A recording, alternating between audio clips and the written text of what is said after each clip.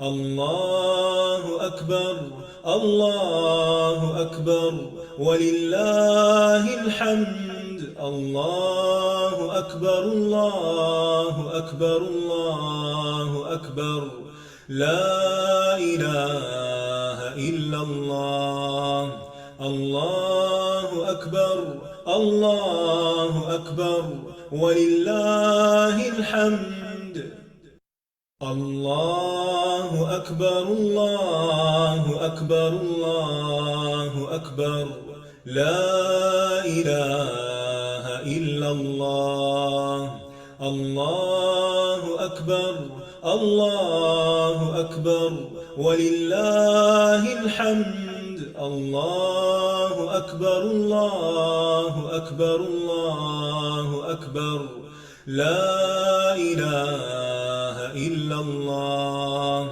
الله أكبر الله أكبر ولله الحمد الله أكبر الله أكبر الله أكبر لا إله إلا الله الله أكبر الله أكبر ولله الحمد الله أكبر الله أكبر الله أكبر لا إله إلا الله الله أكبر الله أكبر ولله الحمد الله أكبر الله أكبر الله أكبر لا إله إلا الله الله أكبر الله أكبر ولله الحمد الله أكبر الله أكبر الله أكبر لا إله إلا الله الله أكبر الله أكبر ولله الحمد الله أكبر الله أكبر الله أكبر لا إله إلا الله الله أكبر الله أكبر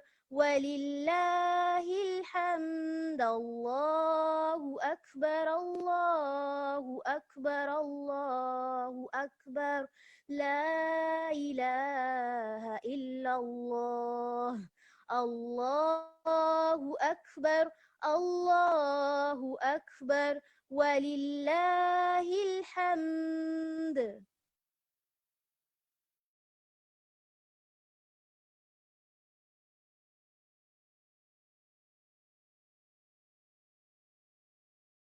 الله أكبر الله أكبر الله أكبر لا إله إلا الله الله أكبر الله أكبر ولله الحمد الله أكبر الله أكبر الله أكبر لا إله إلا الله الله أكبر الله أكبر ولله الحمد الله أكبر الله أكبر الله أكبر لا إله إلا الله الله أكبر الله أكبر ولله الحمد الله أكبر الله أكبر الله أكبر لا إله إلا الله الله أكبر الله أكبر ولله الحمد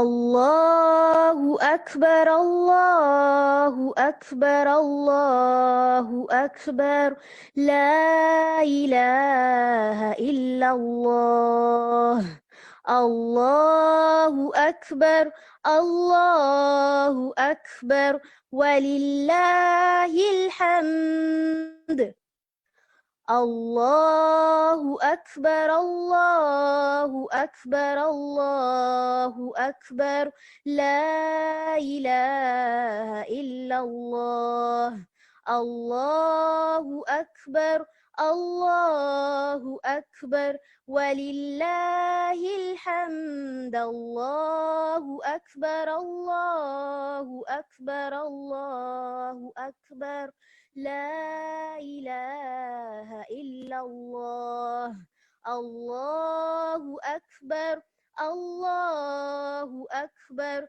ولله الحمد الله أكبر الله أكبر الله أكبر لا إله إلا الله الله أكبر الله أكبر ولله الحمد الله أكبر الله أكبر الله أكبر لا إله إلا الله الله أكبر الله أكبر ولله الحمد الله أكبر الله أكبر الله أكبر لا إله إلا الله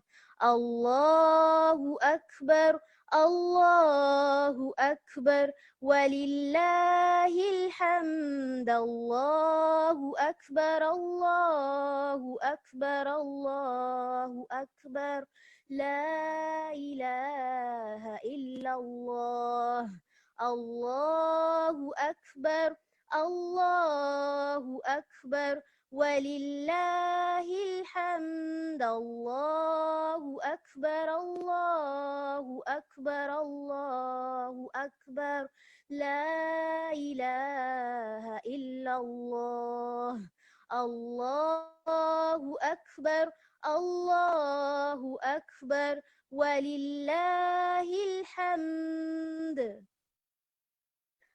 الله أكبر الله أكبر الله أكبر لا إله إلا الله الله أكبر الله أكبر ولله الحمد الله أكبر الله أكبر الله أكبر لا إله إلا الله الله أكبر الله أكبر ولله الحمد الله أكبر الله أكبر الله أكبر لا إله إلا الله الله أكبر الله أكبر ولله الحمد الله أكبر الله أكبر الله أكبر لا إله إلا الله الله أكبر الله أكبر ولله الحمد الله أكبر الله أكبر الله أكبر لا إله إلا الله الله أكبر الله أكبر ولله الحمد الله أكبر الله أكبر الله أكبر لا إله إلا الله الله أكبر الله أكبر ولله الحمد الله أكبر الله أكبر الله أكبر لا إله إلا الله الله أكبر الله أكبر ولله الحمد الله أكبر الله أكبر الله أكبر لا إله إلا الله.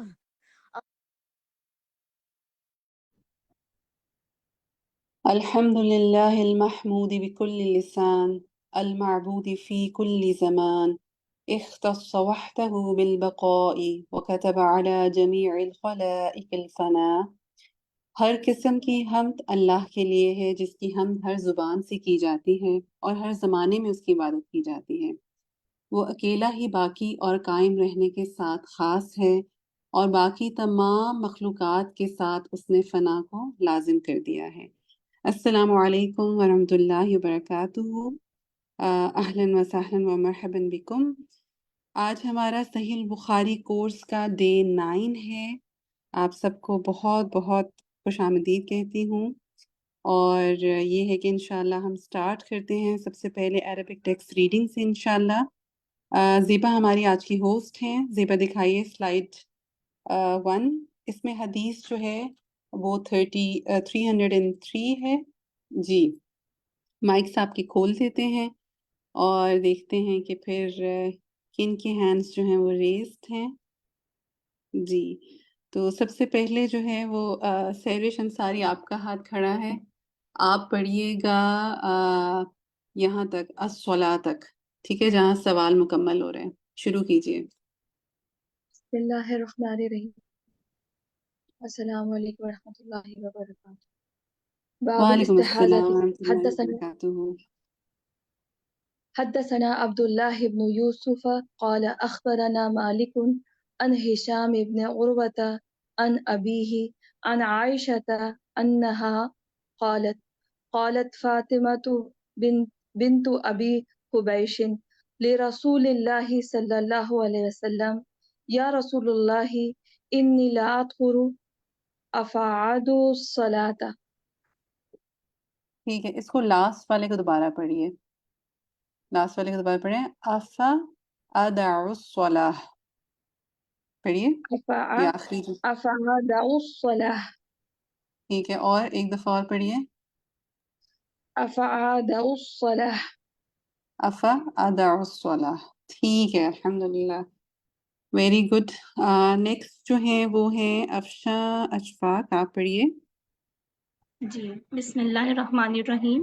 فقال رسول اللہ صلی اللہ علیہ وسلم انما ذلك عرق وليس بالحیضۃ فاذا اقبلت الحیضۃ فاترك الصلاة فاذا ذهب قدرها فاغسلی عنك الدم وصلی۔ بنت المنذر ویری أسماء نائس، بہترین کوشش۔ امرأة طاہرہ آپ کا مائک کھلا ہوا ہے۔ دیکھیں جب حدیث پڑھی جا رہی ہو تو تب آپ پریکٹس کا ٹائم نہیں ہے نا، تب آپ نے غور سے سننا ہے اس کو، ٹھیک ہے، اور جب پریکٹس کرنی ہے وہ کون سا ٹائم ہے جب ہم آپ کو گروپ میں بھیجتے ہیں، پورا ہفتہ ہوتا ہے آپ کے پاس، تو اس ٹائم اس کو پریکٹس کیجیے۔ ہاں جی نیکسٹ دکھائیے گا زیبا۔ جی حدیث نمبر ہے 304۔ طاہرہ یاسمین اب اپنا مائک کھولیے اور آپ پڑھیے انہا قالت تک، فرسٹ 2 لائنز۔ باب غسل دم المحيض. حدثنا عبد الله بن يوسف قال أخبرنا مالك عن هشام عن فاطمة بنت المنذر عن أسماء بنت أبي بكر أنها قالت. یہاں تک ٹھیک ہے، جی ویری نائس، جزاک اللہ خیر۔ فاطمہ سفیان آپ پڑھیے، آپ پڑھیے گا جہاں پہ سوال مکمل ہو رہا ہے، اگین نیکسٹ 2 لائنز۔ سألت امرأة رسول اللہ صلی اللہ فاطمہ تھوڑا علیہ مائک قریب کیجیے، آپ کی آواز کم آ رہی ہے۔ وسلم سألت امرأة رسول اللہ صلی اللہ علیہ وسلم فقالت یا رسول اللہ صلی اللہ علیہ وسلم رأيت إحدانا إذا أصاب ثوبها الدم من الحيضة كيف تصنع؟ ٹھیک ہے فاطمہ، اس کو کوشش کریں آخری والے حصے کو کہ ایسے لگے کہ سوال ہے کیف تصنع. كيف تصنع؟ ٹھیک ہے، excellent. Okay, next is Tasneem. Tasneem آپ لاسٹ ٹو پڑھیے. جی بسم اللہ الرحمن الرحیم. فقال رسول اللہ صلی اللہ علیہ وآلہ وسلم اذا اصاب صوب احداکن الدم من الحیضات یہیں رکیے تسنیم. اس کو تسنیم تھوڑا رکیے، یہاں سے دیکھیے صوبہ سے آگے ذرا دھیان سے پڑھیے گا. صوب احداکن الدم، دامو کیسے ہوگا؟ کن الدمو، کن الدمو، من ہاں، کن الحیضات الدمو من الحیضاتی. اس کو دیکھیے من الحیضاتی، آپ دو کو کھینچ رہے ہو نا، من الحیضاتی من پڑھیے. الحیضات من حیض، آپ الحیضات دو کو اسٹریچ نہیں کرو نا، لمبا نہیں کرو. من الحیضاتی یا من الحیضا پڑھ لیں. من الحیضات فلتقرسوه ثم لتنضحوا رکیے، بما آپ دیکھیں سوت کے اوپر جو ہے وہ کیا ہے؟ سکون ہے. آپ نے رو کو اس کے ساتھ ملانا ہے، وہ دمہ نہیں ہے. فلتقرسه ہاں، فلتقرصہ. جی ثم لتنضحوا بماء ثم لتصلي فيه. ٹھیک ہے، اچھی ایفرٹ تھی آپ کی. ختیجہ احمد، آپ دوبارہ انہی دو کو پڑھیے پلیز، یہی دو جو لائنز تھی ان کو آپ دوبارہ پڑھیے. فقال رسول جی. اللہ سے. فقال رسول اللہ صلی اللہ علیہ وسلم اذا اصاب ثوب احدا کن الدم من الحیضۃ فلتقرصه ثم لتنضحه بماء ثم لتصلی فیہ. ٹھیک ہے. اچھا یہ بتائیں ختیجہ کہ آپ نے اس کی پریکٹس کی تھی یا ابھی آپ نے تسلیم کو بہت غور سے پڑھتے سنا تھا اور آپ نے آئیڈینٹیفائی کیا تھا کہ وہ کہاں اٹک رہی ہیں؟ نہیں باجی، میں نے 2 دفعہ پہلے پریکٹس کی ہے. ٹھیک ہے، تو پھر دیکھیں نا پریکٹس کرنے کا فائدہ ہوتا ہے نا کہ آپ پہلے سے جی مارک کر لیتے ہیں کہ کہاں زبان جو ہے اس میں روانگی نہیں آ رہی ہے، کون سے ورڈز مشکل ہیں کنیکٹ کرنا، اور یہ کہ آٹومیٹکلی فلو فیل ہوتا ہے. الحمدللہ. اچھا جی، زونی آپ نیکسٹ ہیں. زوبی چینج کر دیجئے. زیبا جی، حدیث نمبر 305. حدثنا اسباغ قال زونی رکیے، اخبرني یہاں پہ دیکھیں آئین نہیں ہے، کیا ہے؟ غوین ہے. ابني ہاں ہاں، ابن پہلے دیکھیں حدثنا کے بعد کیا ہے دیکھیں. حدثنا اسباغ ہاں غينا جی، اسباغ قال اخبرني ابن وهب قال اخبرني عمرو بن الحارث عن عبد الرحمن بن قاسم حدثه عن أبيه عن عائشة قالت كانت ٹھیک ہے، إحدانا. یہیں رک جائیں سنی. بہت اچھی کوشش ہے آپ کی، الحمدللہ. فہمیدہ اسد، آپ اس کو مکمل کیجئے.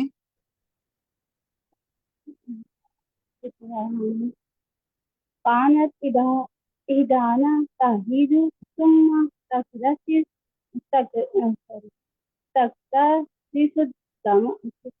الدم من ثوبها عند طهورها فتغسله وتمسح على سائره ثم تصلي فيه. ٹھیک ہے، بہت بہت آپ نے اچھی کوشش کی. ڈاکٹر وجیہہ آپ انہی کو دوبارہ پڑھیے، کانت سے دوبارہ پڑھیے آپ، اور فہمیدہ آپ غور سے سنیے گا، ٹھیک ہے؟ جی كانت إحدانا تهيد ثم تكرت الدم من ثوبها عند طهرها فتغسله وتنده على سائره ثم تصلي فيه. ٹھیک ہے، الحمدللہ. ایک دیکھیے گا من ثوبہا، ٹھیک ہے، اور یہاں سے دوبارہ پڑھیں ثم تقتاری، فرسٹ لائن میں ثم تقتاری، آگے پڑھیں اس کو مکمل. ثم تقترس الدم ثم اچھا تقترس الدم من ثوبها. ہاں، ثم تقترس الدم، ٹھیک ہے. کہیں مشکل لگ رہا تو کوئی بات نہیں، اسپیڈ کو تھوڑی سی سلو کر لیں. پھر وہ خود ہی اٹ میک سینس کہ کس کو کس کے ساتھ کیسے ملانا ہے انشاءاللہ. جی نیکسٹ دکھائیے زیبا. حدیث نمبر ہے 306 اور ہمارے ساتھ ہیں قندیل. جی قندیل پڑھیے آپ. باب الاعتكاف للمستحاضة. حدثنا إسحاق قال حدثنا خالد بن عبد الله عن خالد عن إكرمة عن عائشة أن النبي صلى الله عليه وسلم اعتكف معه بعض اعتكف معه بعض نسائه وهي مستحاضة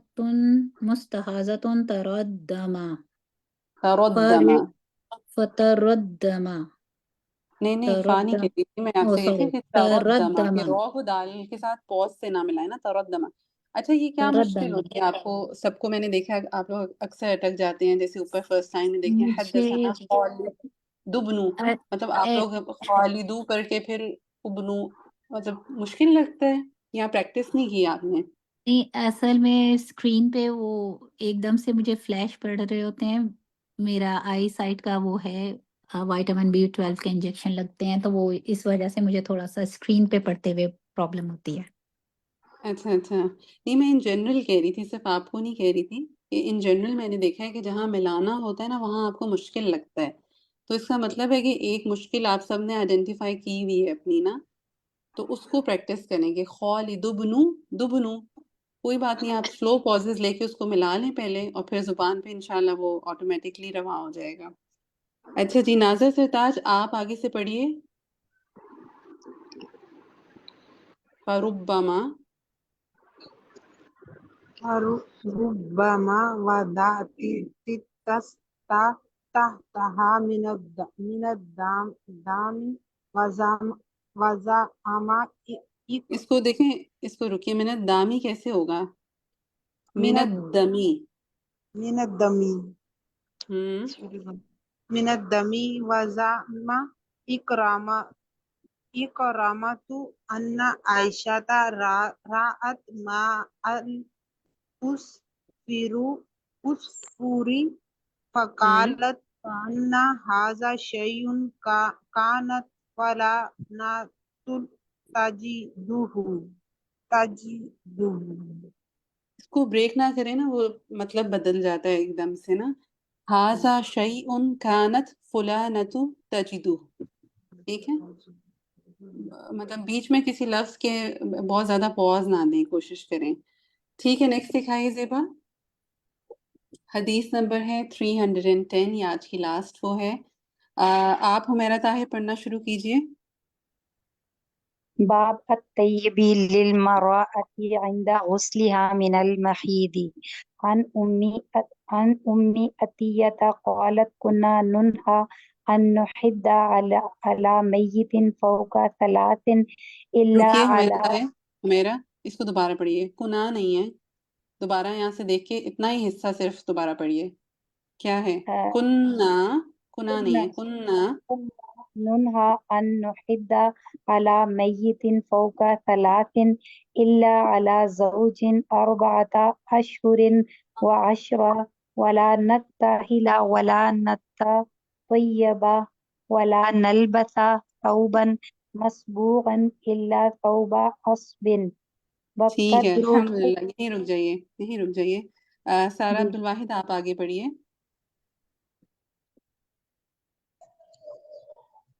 وقد رخص لنا عند الطهر إذا اغتسلت إحدانا من محيضها في نبذة من كست أظفار وكنا ننهى عن اتباع الجنائز.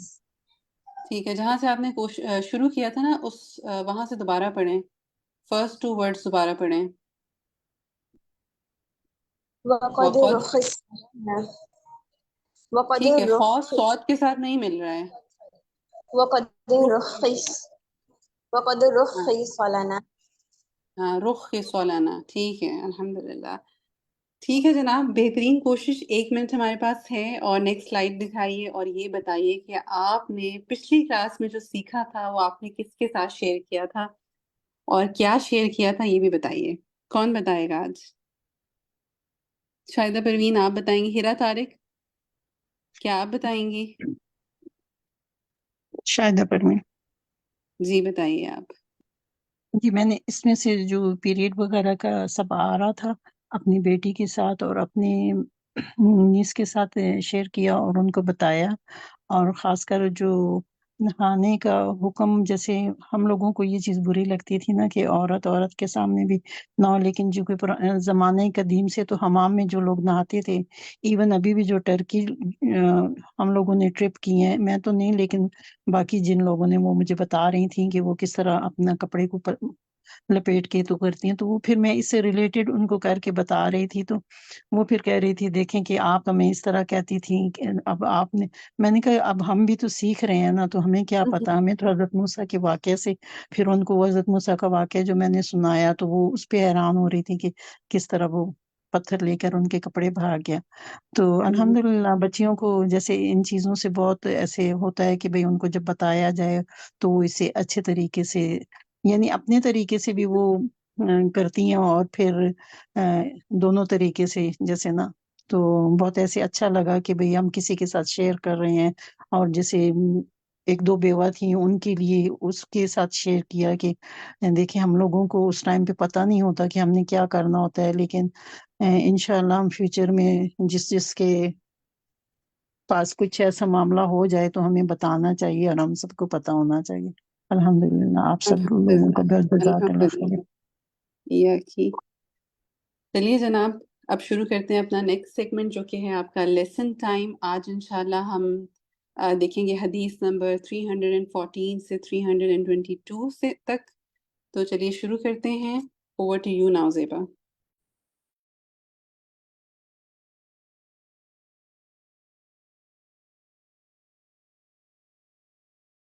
نحمده ونصلي على رسوله الكريم اما بعد فاعوذ بالله من الشيطان الرجيم بسم الله الرحمن الرحيم رب اشرح لي صدري ويسر لي امري واحلل عقدة من لساني يفقهوا قولي. حدثنا عبید بن اسماعیل، ہم سے بیان کیا عبید بن اسماعیل نے، قال حدثنا ابو سامة عن هشام عن ابیہ عن عائشة قالت خرجنا موافین لہلال ذی الحجہ.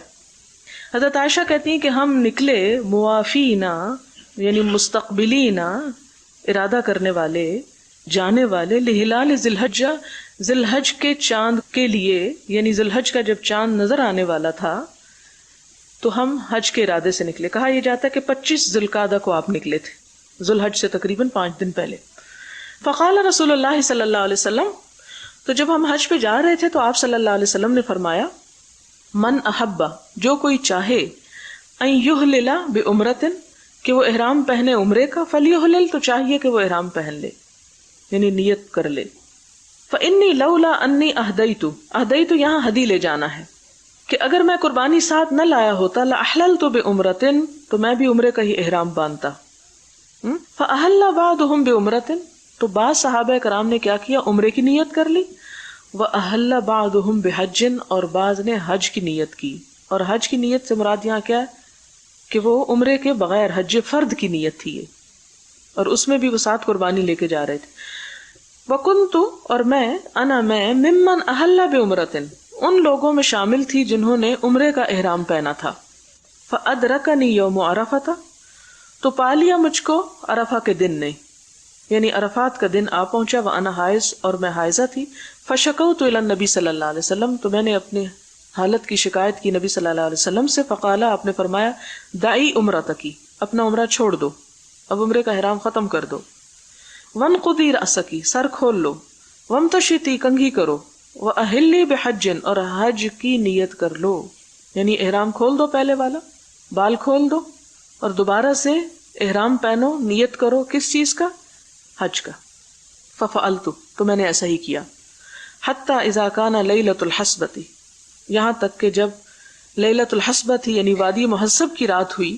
ارسل معی اخی عبد الرحمن، میرے ساتھ میرے بھائی عبد الرحمن کو بھیجا، ابن ابی بکر، فخرجت الى التنعیم، تو میں تنعیم کی طرف گئی، فاحللت بعمرۃ، تو میں نے وہاں عمرے کی نیت کی، مکان عمرتی، اپنے عمرے کی جگہ سے۔ قال ہشام کا کہنا ہے ولم یکن فی شیء من ذلک ہدی، کہ اس چیز میں کوئی قربانی نہیں دینا تھی، یعنی دم نہیں تھا، ولا صوم، نہ روزہ رکھنا تھا، ولا صدقۃ، اور نہ صدقہ۔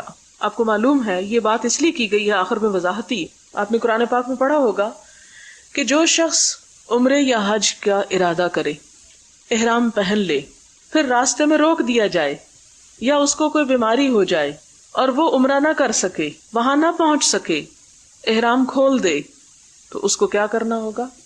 اس کو ہدی دینا ہوگا، دم دینا ہوگا، اور اگر ہدی نہ دے سکے، دم نہ دے سکے، تو اس کو کچھ روزے رکھنے ہوں گے، کچھ صدقہ کرنا ہوگا۔ یعنی احرام کھولنے کا کفارہ ہے یہ ایک طرح سے، یہ تمام لوگوں کے لیے سوائے عورتوں کے۔ اگر کوئی عورت گھر سے نکلی ہے نیت کر کے لیکن پیریڈز آ گئے اس کو، وہ عمرہ نہیں کر سکتی، احرام کھول دیا اس نے، حج کے دن آگے حج کا احرام پہن لیا، نیت تو گئی، اس پر کوئی بھی قربانی نہیں، اس پہ کوئی صدقہ نہیں، کوئی روزے نہیں، تو یہ اس کے دین کا نقصان نہیں ہے۔ یعنی اسے مالی کوئی نقصان نہیں ہوا، یہ جسمانی نقصان نہیں ہوا، ہاں تھوڑا سا ہوا کہ وہ عمرے سے رہ گئی، تو اس کا یہ مطلب نہیں کہ زندگی سے ہاتھ دھو بیٹھی، اس پہ بھی پریشانی کی ضرورت نہیں، وہ بعد میں کر لے، یعنی وہ چانس پھر لے لے۔ اس وقت بجائے اس کے کہ انسان اللہ تعالیٰ سے بدظن ہو اور کوسنے دینے لگے کہ یہ ہمارے ساتھ ہی کیوں ہے اور ایسا کیوں اور ویسا کیوں، نہیں، اللہ کی رضا سمجھ کر، اللہ کا فیصلہ سمجھ کر اس کو قبول کر لے، اور اس کے بعد دوبارہ جب پاک ہو جائے پھر عمرہ کر لے، جیسے حضرت عائشہ کو اللہ تعالیٰ نے موقع دے دیا۔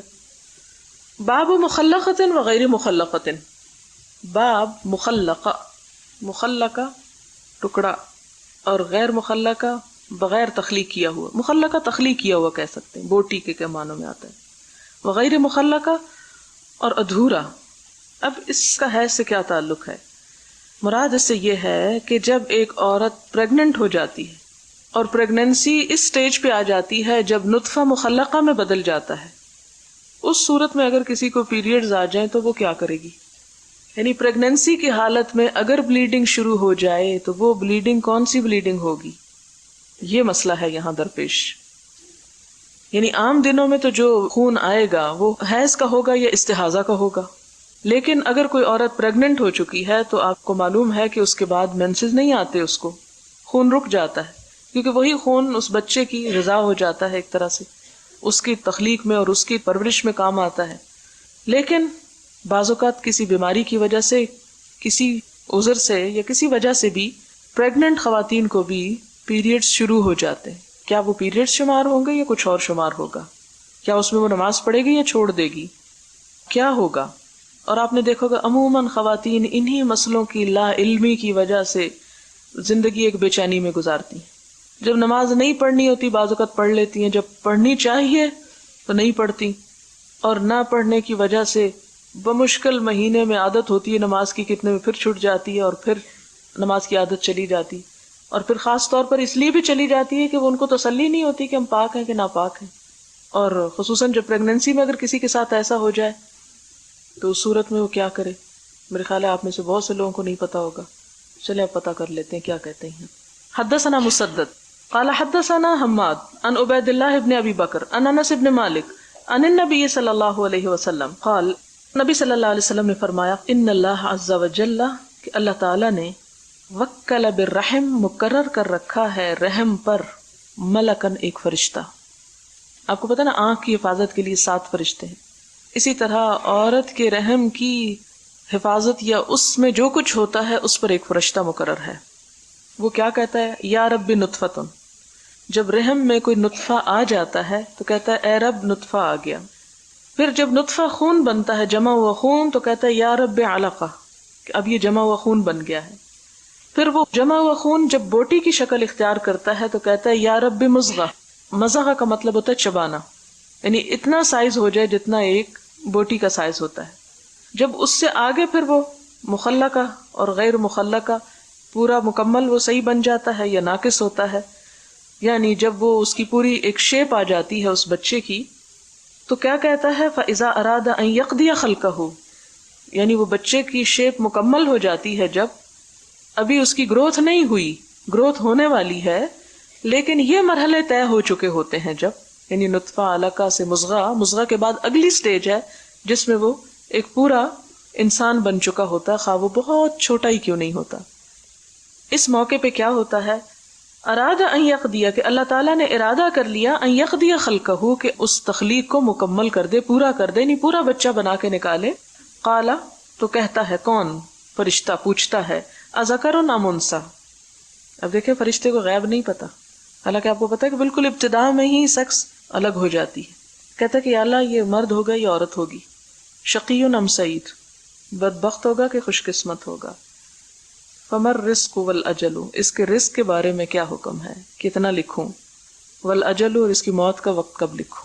فیکتب فی بطن امہ، پھر اس کی ماں کے پیٹ میں ہی یہ سب کچھ لکھ دیا جاتا ہے۔ ہم یہاں بیٹھ کے پلاننگ کرتے ہیں، ہم یہ کریں گے، ہم وہ کریں گے، اور وہ سب کچھ وہیں سے پلانڈ ہوتا ہے۔ اب یہاں آ جائیں گے آپ تقدیر کے مسئلے پہ، الجھنا شروع ہو جائیں گے۔ جب سب پلانڈ ہے تو ہم نے کیا کرنا؟ آپ صلی اللہ علیہ وسلم نے اس کا جواب یہ دیا کہ انسان کو پھر توفیق بھی اسی کی ہو جاتی، وہ اسی طرف چل پڑتا ہے۔ اس کا کیا مطلب انسان خود کچھ کوشش نہ کرے اور صرف بیٹھا رہے کہ جو میرے لیے پلانڈ ہوگا میں ادھر ہی چل پڑوں گا، یا کوئی مجھے گھسیٹ کے لے جائے گا۔ پلاننگ کرنا اللہ کا کام ہے، کوشش کرنا ہمارے ذمہ ہے۔ ہمیں اس مسئلے میں نہیں الجھایا گیا کہ تم یہ سوچ کے وقت گزار دو کہ تمہاری پلاننگ کیا تھی اللہ کے ہاں، تمہارے بارے میں کیا لکھا گیا تھا۔ ہمیں یہ کہا گیا کہ تم جو کر سکتے ہو وہ کر گزرو، نتیجہ کیا ہوگا وہ اللہ تعالیٰ ہی بتائیں گے کہ کس کی کوششوں کا کتنا رنگ چڑھا، کس کی کوششیں کتنی کام آئیں۔ تمہارا کیا، لیس للانسان الا ما سعی، انسان کا کام ہے کوشش کرے۔ انسان کا کام یہ نہیں کہ بیکار بیٹھ کر تقدیر کے مسئلے پہ الجھے، جتنا الجھے گا نتیجہ کچھ بھی نہیں نکلے گا۔ اسے کیا کرنا چاہیے؟ کام کرتا جائے، جو اللہ تعالیٰ کا حکم ہے اس کو مانتا جائے، کیونکہ تقدیر اللہ تعالیٰ کا ایک علم ہے، اور اس کا کسی چیز کے بارے میں علم ہونا ہم پہ یہ لازم نہیں کرتا کہ ہم بیکاری اختیار کر لیں یا کچھ نہ کریں۔ اب کہنے کا مطلب یہ تھا، یہ جو اوپر بات ہوئی کہ یہ جو باب اس سے باندھا گیا، بظاہر تو کوئی تعلق نہیں نظر آ رہا حدیث سے، مطلب اس کا یہ ہے کہ اس کے بعد انسان کی تخلیق کا مرحلہ شروع ہو جاتا ہے۔ اگر اس دوران کوئی خون آتا ہے تو وہ حیض کا خون نہیں ہوگا، اس میں نماز پڑھی جائے گی، اس میں روزہ رکھا جائے گا۔ یعنی پریگننٹ عورت اگر اس کو بلیڈنگ شروع ہوتی ہے تو بلیڈنگ کسی اور چیز کی ہوگی، حیض کے خون کی نہیں ہوگی، خواہ وہ ریگولرلی ہی کیوں نہ ہو۔ اس میں ایک ضعیف روایت یہ بھی کہی جاتی ہے، ایک بات یہ بھی کہی جاتی ہے کہ فرشتہ چونکہ وہاں ہوتا ہے اس لیے وہاں حیض نہیں آ سکتا۔ یہ ایک ضعیف قول ہے، قابل اعتبار نہیں، لیکن ایک رائے ہے لوگوں کی۔ باب کیف تحل الحائض بالحج، باب کہ حائضہ عورت احرام کیسے پہنے۔ عورت حج پہ جانا چاہتی ہے لیکن حیض کی حالت میں ہے، احرام کیسے پہنے، کیسے احرام باندھے، پاک تو ہے نہیں، کیا کرے۔ حدثنا یحیی بن بکیر قال حدثنا اللیث عن عقیل عن ابن شہاب عن عروہ عن عائشہ قالت خرجنا مع النبی صلی اللہ علیہ وسلم، کہ ہم نبی صلی اللہ علیہ وسلم کے ساتھ نکلے، فی حجۃ الوداع، حجۃ الوداع کے موقع پر۔ فمنا من احل بعمرۃ، ہم میں سے کچھ تو عمرے کا احرام پہن کے گئے، ومنا من احل بحج، کچھ نے احرام حج پہنا۔ فقدمنا مکہ، ہم مکہ کی طرف آئے، فقال رسول اللہ صلی اللہ علیہ وسلم، آپ صلی اللہ علیہ وسلم نے فرمایا، من احرم بعمرۃ، جس نے عمرے کا احرام پہنا ہے، ولم یہدی، اور ہدی نہیں لایا، فلیحلل، تو اسے چاہیے کہ وہ حلال ہو جائے، یعنی احرام اب کھول دے عمرہ کر کے۔ ومن احرم بعمرۃ واہدا، اور جو کوئی احرام پہن کے آیا ہے عمرے کا اور ہدی بھی ساتھ لایا ہے، فلا یحل، تو نہ حلال ہو، بنحر ہدیہ، جب تک اس کی قربانی حلال نہیں ہو جاتی۔ یعنی حج تمتع والے عمرے کا احرام کھولیں گے، حج قران والے، یہ دوسرے نمبر پہ جو بعد میں بات ہوئی، یہ حج قران ہے کہ وہ اپنا احرام نہیں کھولیں گے جب تک کہ قربانی نہ کر لیں۔ ومن احل بحج، اور جس نے صرف حج کی نیت کی ہے، فلیتم حجہ، تو اسے چاہیے کہ وہ اپنا حج پورا کر لے، یعنی حج کے کام کرے اور بعد میں طواف کرے، یعنی پہلے جا کے اسے عمرے کی ضرورت نہیں ہے۔ یعنی تینوں طرح کا حج ہو سکتا ہے، لیکن جو آپ صلی اللہ علیہ وسلم نے خود کیا یہ پسندیدہ وہ تمتع ہے، دوسروں کی بھی اجازت ہے۔ قالت، وہ کہنے لگی، فحصت، تو مجھے حیض آ گیا، فلم ازل حائزا، تو میں مسلسل حائزہ ہی رہی، حتی کان یوم عرفہ، ولم احلل الا بعمرہ، یہاں تک کہ عرفہ کا دن آ گیا اور میں نے صرف عمرے کا احرام باندھا تھا۔ کیا کہتی ہیں کہ میں یعنی کان یوم عرفہ ولم احلل، اور نہ میں نے احرام پہنا الا بعمرہ مگر عمرے کا، یعنی جب گھر سے چلی تھی تو عمرے کا احرام تھا میرا، حج کا نہیں تھا. فامرنی النبی صلی اللہ علیہ وسلم ان انقض رأسی وامتشط واحل بحج، تو اس وقت آپ صلی اللہ علیہ وسلم نے حج سے پہلے اس موقع پہ مجھے حکم دیا کہ میں سر کھولوں، کنگھی کروں اور حج کا احرام پہنوں، واترک العمرہ اور عمرہ چھوڑ دوں. ففعلت، تو میں نے ایسا ہی کیا، ذالک یہ حتی قضیت حجتی، یہاں تک کہ میں نے اپنا حج پورا کر لیا. فبعث معی عبد الرحمن بن ابی بکر، میرے ساتھ عبد الرحمن بن ابی بکر کو بھیجا. وامرنی ان اعتمر مکان عمرتی من التنعیم، تو آپ نے مجھے حکم دیا کہ میں عمرہ کر لوں تنعیم کے مقام سے. اس سے کیا پتہ چلتا ہے کہ حائضہ عورت پھر وہ احرام چھوڑ دے گی جو اس نے عمرے کی نیت سے گھر سے پہنا تھا، اور جب پاک ہوگی تو حج کے لیے دوبارہ احرام پہنے گی، یعنی وہ احرام نہیں چلے گا. حج کا نیا احرام اسی جگہ سے مکہ سے ہی باندھ لے گی، یہ جس جگہ ہے، مثلا منا میں ہے یا عرفات میں ہے، کیونکہ پیریڈز کے حالت میں قیام عرفہ ہو سکتا ہے، اس سے کوئی فرق نہیں پڑتا. باب اقبال المحیض و ادبارہ، باب حیض کا آنا اور جانا، یعنی شروع ہونا اور ختم ہونا. وکنن نساء، اور تھیں عورتیں، یبعثن بھیجتی، الی عائشہ تا حضرت عائشہ کو، بالدرجۃ ایک ڈبیا یا تھیلی، فیہا الکرسف جس میں روئی ہوتی تھی، فیہ الصفرہ جس پہ زرد رنگ ہوتا تھا. فتقول، تو حضرت عائشہ جواب میں فتویٰ دیتے ہوئے فرماتی، لا تعجلنا مت جلدی کرو، حتی ترینا یہاں تک کہ تم دیکھ لو، القصۃ البیضاء سفید ڈسچارج، سفید دھاگا. قصہ کے دو معنی کیے گئے ہیں، ایک تو خیط الابیض کہا گیا اور دوسرا سفید ذرات، یعنی جب تک تم بالکل پیور خالص سفیدی نہ دیکھو اس وقت تک حیض کو ختم مت سمجھو. یعنی یہاں یہ بتایا جا رہا ہے کہ علامت کیا ہے حیض کے شروع ہونے کی یا پھر ختم ہونے کی. یعنی نماز کب شروع کی جائے گی؟ جبکہ پوری طرح عورت پاک ہو جائے اور ڈسچارج جو ہے وہ اس کا کلر پیور وائٹ میں بدل جائے، القصۃ البیضاء. ترید بذالک، وہ چاہتی تھی اس سے، الطہر من الحیضۃ پاکیزگی حیض سے. وبلغ ابنۃ زید بن ثابت، اور پہنچی یہ خبر زید بن ثابت کی بیٹی کو کہ ان نساء یدعون بالمصابیح، کہ عورتیں منگواتی ہیں چراغ، من جوف اللیل رات کے وقت، ینظرن الی الطہر اور چیک کرتی رہتی ہیں پاکی کو. فقالت، تو وہ کہنے لگیں، ما کان النساء یصنعن ھذا، کہ حضور کے زمانے میں تو عورتیں یہ نہیں کیا کرتی تھیں. وعابت علیہن، اور ان کے اوپر عیب لگایا، یعنی برا سمجھا اس بات کو. یعنی اس خوف میں یا اس بے چینی میں نہیں رہنا چاہیے کہ کب ختم ہو اور آج ہوا کہ نہیں، بلکہ انتظار کرنا چاہیے اپنی عادت کے مطابق یہاں تک کہ وہ زردی سفیدی میں بدل جائے. اس میں دو چیزیں، ایک تو حضرت عائشہ کی بات بتائی گئی کہ حضرت عائشہ کے پاس عورتیں اپنی حالت کو چیک کروانے کے لیے بھیجا کرتی تھیں اور ان کو وہ کہتی تھی کہ جب تک سفیدی نہ ہو پاک نہیں ہو تم، نماز مت پڑھو. اور دوسرا حضرت زید بن ثابت کی بیٹی کی بات ہے کہ ان کے دور میں عورتیں جو تھیں وہ راتوں کو اٹھ اٹھ کے بتی جلا کے دیکھتی تھیں کہ پاک ہوئی ہیں کہ نہیں، کہ ابھی نہا لیں اور صبح کی نماز پڑھیں.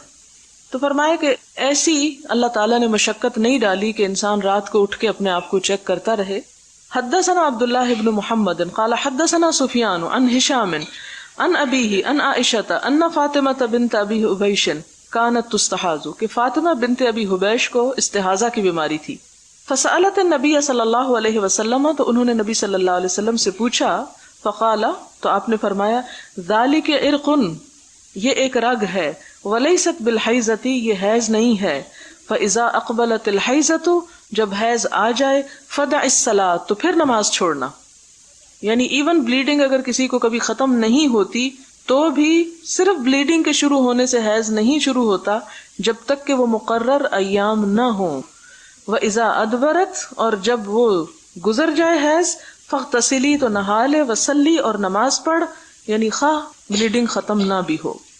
اور اس میں یہ ہے کہ آپ نے یہ فرمایا کہ حیض آ جائے اور حیض چلا جائے تو اس کو کیسے پتہ چلے، اس لیے کہ ہر عورت سمجھتی ہے کہ حیض کا خون جو ہے اس کی علامت کیا ہوتی ہے، اس علامت سے اس کو پہچانے.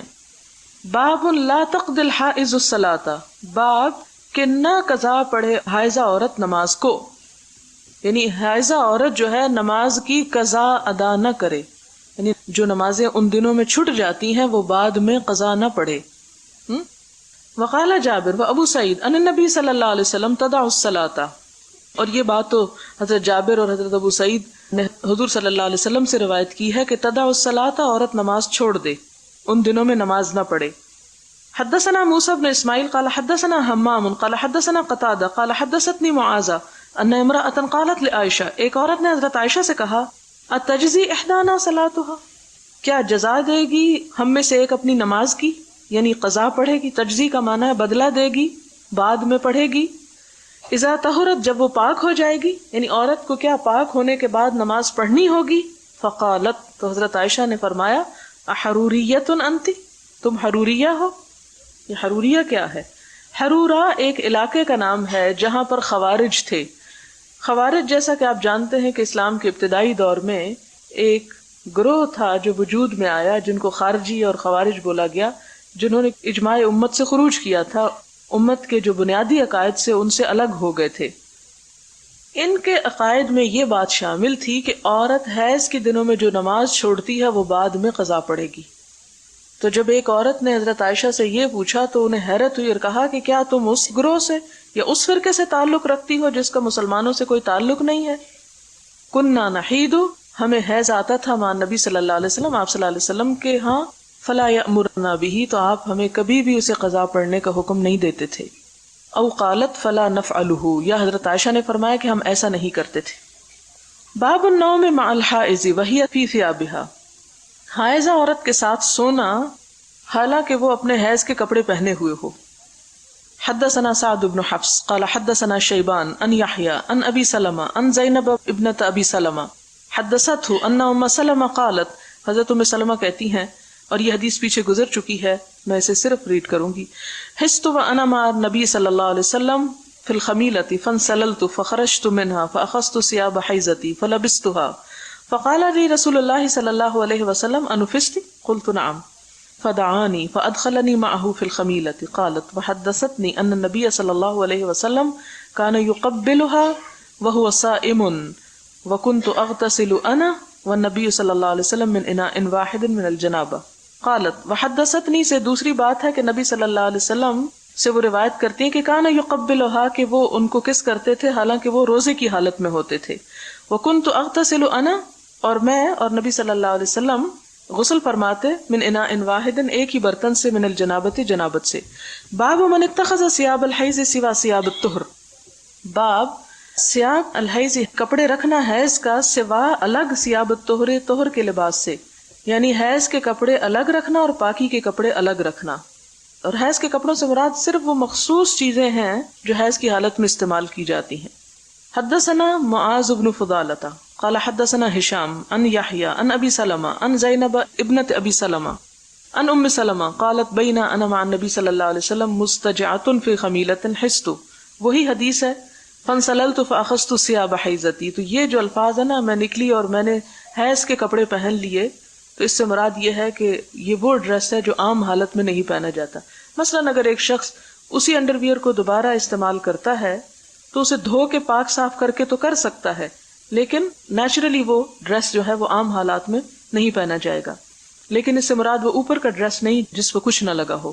قال انفست فقلت نعم فدعانی فاستجعت معه في الخمیلہ، یعنی میرے کہنے کا مطلب یہ ہے کہ ان کپڑوں کو جو صرف پیریڈز کی حالت میں استعمال کیے جاتے ہیں جیسے انڈر ویئر وغیرہ، اگر وہ ایک ہی ہے کسی کے پاس اور عام دنوں میں اس کو استعمال کرنا پڑ جاتا ہے کسی اور مقصد کے لیے، تو اس صورت میں اس کو اچھی طرح دھو لیا جائے، اس کی ساری نجاست دھو دی جائے، صاف کر لیا جائے، اور اس کو دوبارہ عام حالات میں بھی پہن لیا جائے۔ باب شہود الحائض العیدین، حائضہ عورت کا حاضر ہونا عیدوں پر، عیدین یعنی دونوں عیدوں کے موقع پر، ودعوت المسلمین اور مسلمانوں کی دعا کے موقع پر، ویعتزلن المصلی اور الگ رہنا نماز گاہ سے، یعنی کیا کیا کر سکتی ہے؟ عیدین کے مقام پر حاضر ہو سکتی ہے، دعا میں شریک ہو سکتی ہے، لیکن نماز کی مثلاً صف ہے یا دری ہے اس پہ نہیں آ کے بیٹھے گی، الگ رہے گی، الگ پیچھے دوسری طرف بیٹھے گی۔ حدثنا محمد هو ابن سلام قال اخبرنا عبد الوهاب ان ایوب ان حفصة قالت كنا نمنع عواتقنا. حضرت حفصہ کہتی ہیں کہ ہم روکا کرتے تھے اپنی نوجوان بچیوں کو. عواتقہ عاتق کی جمع ہے. یہ ایک نام رکھتے ہیں نا کیاف کے ساتھ، یہ وہ نہیں ہے، ایک قاف ہے موٹا. عاتق کہتے ہیں اس بچی کو جسے ابھی شروع میں حیض آیا ہو، بہت بالکل نوجوان بچی. کہ ہم روکا کرتے تھے اپنی بالکل نوجوان بچیوں کو ان یخرجن فی العیدین، کہ وہ عیدین پہ نہ جایا کریں، یعنی عید پڑھنے نہ جائیں. فقدمت امرأۃ فنزلت، تو آئی ایک عورت جو اتری یعنی ٹھہری، نزلت کا معنی ٹھہری، قصر بنی خلف، قصر بنی خلف میں، یعنی بنو خلف کے محل میں، بصرے میں تھا یہ. فحدثت عن اختہا، انہوں نے اپنی بہن سے ایک حدیث بیان کی، اور یہ بہن ہے ان کی ام عطیہ، اس عورت کی. وکان زوج اختہا، اور ان کے بہنوئی کن کے شوہر، ام عطیہ کے شوہر جو تھے، غزا مع نبی صلی اللہ علیہ وسلم، غزووں میں شریک ہوئے حضور صلی اللہ علیہ وسلم کے ساتھ. یہ حدیث کہاں بیان ہو رہی ہے؟ بصرہ میں بیان ہو رہی ہے. کون بیان کر رہا ہے؟ ام عطیہ کی بہن بیان کر رہی ہیں. یہ کس شخص کا ذکر ہے جو غزوہ میں شریک ہوئے آپ صلی اللہ علیہ وسلم کے ساتھ؟ ام عطیہ کے شوہر کا. یعنی جو عورت حدیث بیان کر رہی ہے ان کے بہنوئی ہیں یہ شخص. یہ شریک ہوئے آپ صلی اللہ علیہ وسلم کے ساتھ جنگوں میں. کتنی؟ 12 12 جنگوں میں شریک ہوئے. وکانت اختی معہ فی 6، اور 6 جنگوں میں حضرت ام عطیہ جو اس عورت کی بہن ہیں وہ بھی شریک ہوئی اپنے شوہر کے ساتھ، آپ صلی اللہ علیہ وسلم کے ساتھ. یہ ساری تمہید کا مطلب یہ ہے کہ جو بات اب بتائی جا رہی ہے یہ کوئی معمولی نہیں، یہ ان کی بات ہے جنہوں نے حضور صلی اللہ علیہ وسلم کے ساتھ صرف مدینہ میں نہیں قیام کیا بلکہ وہ ان کے ساتھ جنگوں میں بھی گئے، سفر حضر میں ان کے ساتھی تھے، مراد یہ ہے. وکانت اختی معہ فی 6، قالت، کہنے لگی، کننا نداول کلمہ، ہم علاج کرتی ہوتی تھی زخمیوں کا. کلمہ، کلم پیچھے بتایا نا زخم کو کہتے ہیں. وَنَقُومُ عَلَى الْمَرْضَى، اور ہم عیادت کرتی تھی مریضوں کی. یہ کون سے مریض تھے اور کون سے مجروح تھے؟ صحابہ کرام، مرد تھے. بوقت ضرورت عورت مرد کا علاج بھی کر سکتی ہے، اس کی عیادت بھی، یعنی تمریض، نرسنگ. لیکن اگر مرد بے روزگار ہوں تو بلا وجہ میں مردوں کی عادت کے لیے عورتوں کو مقرر نہیں کرنا چاہیے تاکہ فتنہ سے بچا جا سکے. لیکن اگر ایسی جگہ ہے کہ سارے مرد لڑ رہے ہیں، جنگ کر رہے ہیں، تو اس صورت میں اگر کچھ مردوں کو نکال کے عیادت کے کام پہ صرف لگا دیا جائے تو اس سے نقصان ہوتا ہے. تو ایسی صورت میں یہ دیکھا جائے گا کہ زیادہ امپورٹنس کس چیز کی ہے، کہ مرد جنگ کریں یا پیچھے ڈاکٹر بن کے وہ ان کے حال کو دیکھیں. تو اس صورت میں یہ کہ عورتیں یہ کام کر لیں اور مرد آگے جا کے لڑیں. فسألت اختی النبی صلی اللہ علیہ وسلم، تو میری بہن نے نبی صلی اللہ علیہ وسلم سے سوال کیا، علی احدانا بأس، کیا ہم میں سے کسی ایک پر کوئی حرج ہے، کوئی گناہ ہے؟ اذا لم یکن لہا جلباب، کہ اگر اس کے پاس جلباب نہیں. جلباب اس لمبے ڈریس کو کہتے ہیں جو اوپر سے نیچے تک ڈھانک لے، جو گھر کے لباس کے علاوہ ہو.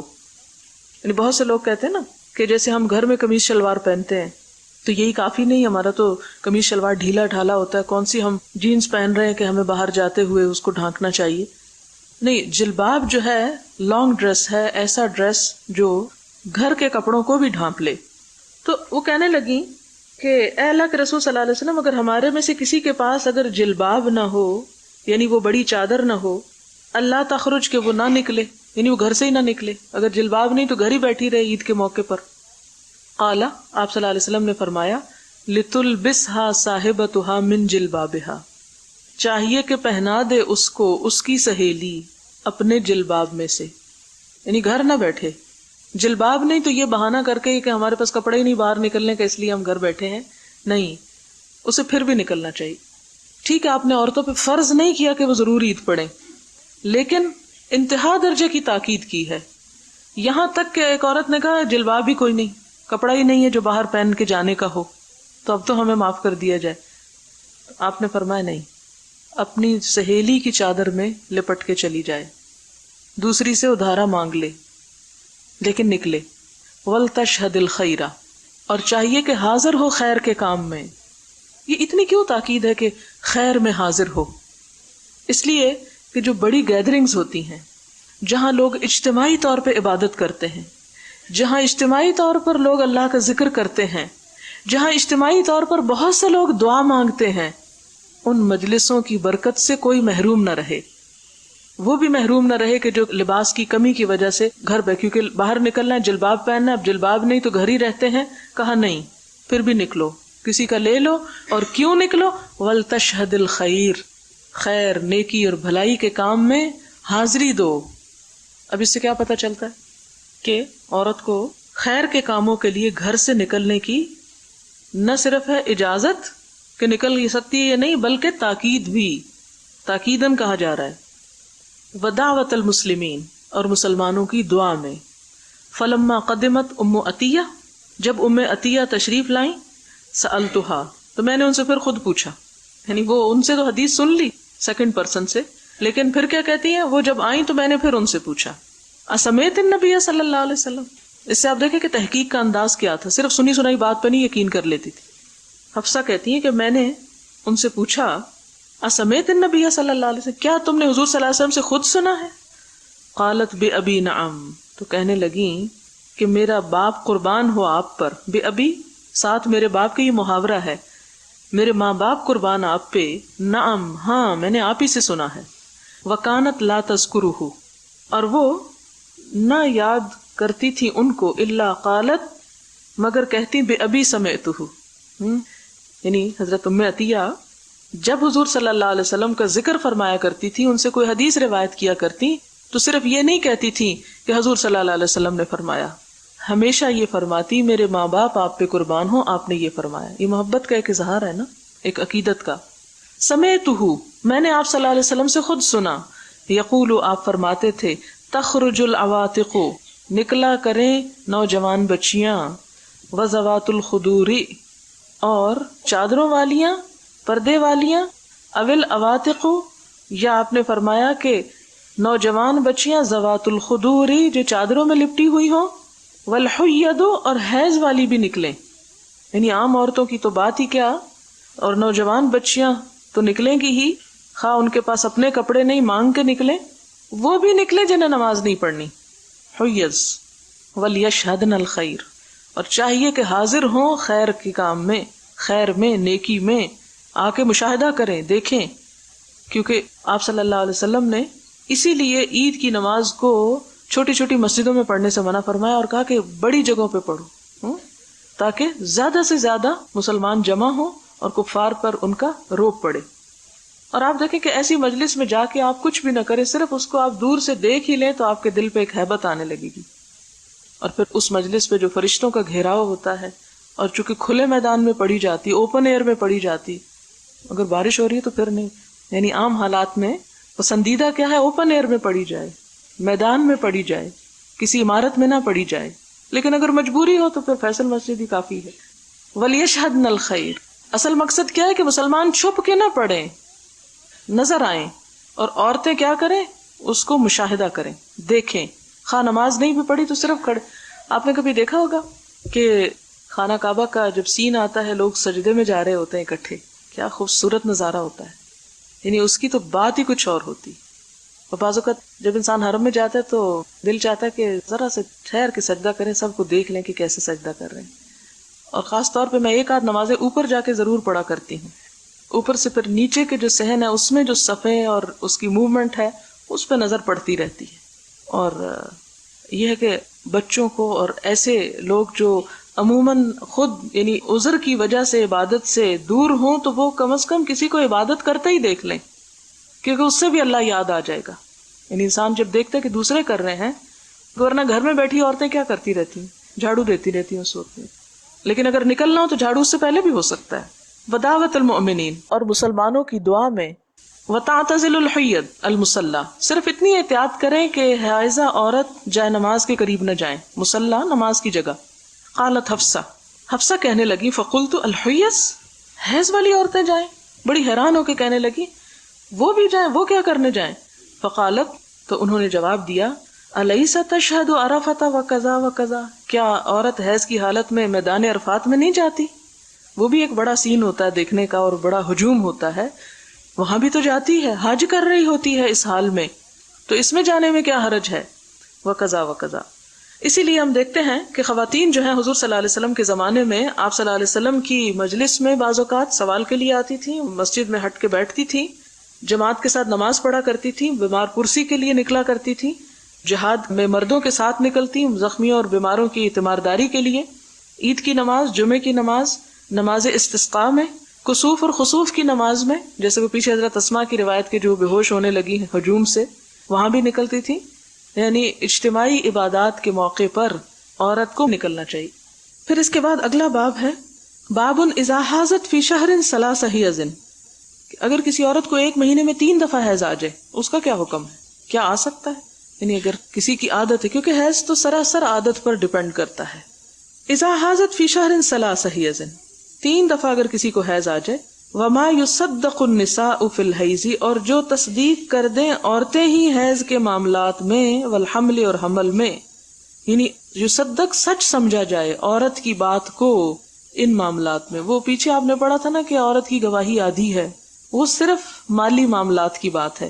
یہاں یہ حدیث کیا بتاتی ہے کہ حیض اور حمل وغیرہ یا وہ معاملات جو عورتوں سے متعلق ہیں اس میں عورتوں کی بات کی تصدیق کی جائے گی، وہاں مرد گواہی نہیں دیں گے اور بالکل بھی نہیں دیں گے. وفیما یمکن من الحیض، اور جو کچھ ممکن ہو حیض میں سے، لقول اللہ تعالی، اللہ تعالیٰ کا یہ فرمان ہے قرآن پاک میں عورت کی گواہی کے بارے میں، ولا یحل لہن، نہیں حلال ان عورتوں کے لیے، ان یکتمن، کہ چھپا کے رکھیں، ما خلق اللہ، جو اللہ نے پیدا کر دیا، فی ارحامہن، ان کے رحم میں.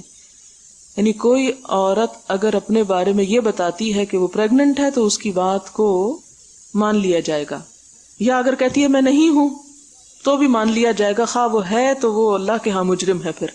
لیکن عدالت میں گواہی اس عورت ہی کی کافی ہو جائے گی، خواہ وہ سچی دیتی ہے یا جھوٹی، کیونکہ گواہی دینے میں یہ شرط نہیں ہے کہ وہ سچی دے رہا ہے یا جھوٹی دے رہا ہے، یہاں یہ شرط ہے کہ کس کی ہے وہ. وَيُذْكَرُ، اور ذکر کیا گیا، ان علی، حضرت علی سے، وشریح، اور شریح جو ایک قاضی تھے، ان جاءت ببینۃ، اگر وہ لے آئے کوئی علامت یا کوئی گواہی، من بطانۃ اہلہا، اپنے گھر والوں کے خاص لوگوں میں سے. بطانہ بطن سے، بطن چھپی ہوئی چیز کو کہتے ہیں، باطن اسی سے ہے کہ اپنے قریبی لوگوں میں سے کسی کی اگر وہ گواہی پیش کر دے تو اس کی بات مان لی جائے گی عورت کی. یعنی مثلا ماں ہے، بیٹی ہے، بہن ہے، ممن یرضی دینہ، جس کے دین پر راضی ہوا جائے، یعنی قابل اعتبار ہو وہ شخص، کیونکہ گواہی میں یہ شرط ہے کہ بظاہر وہ شخص سچا ہو.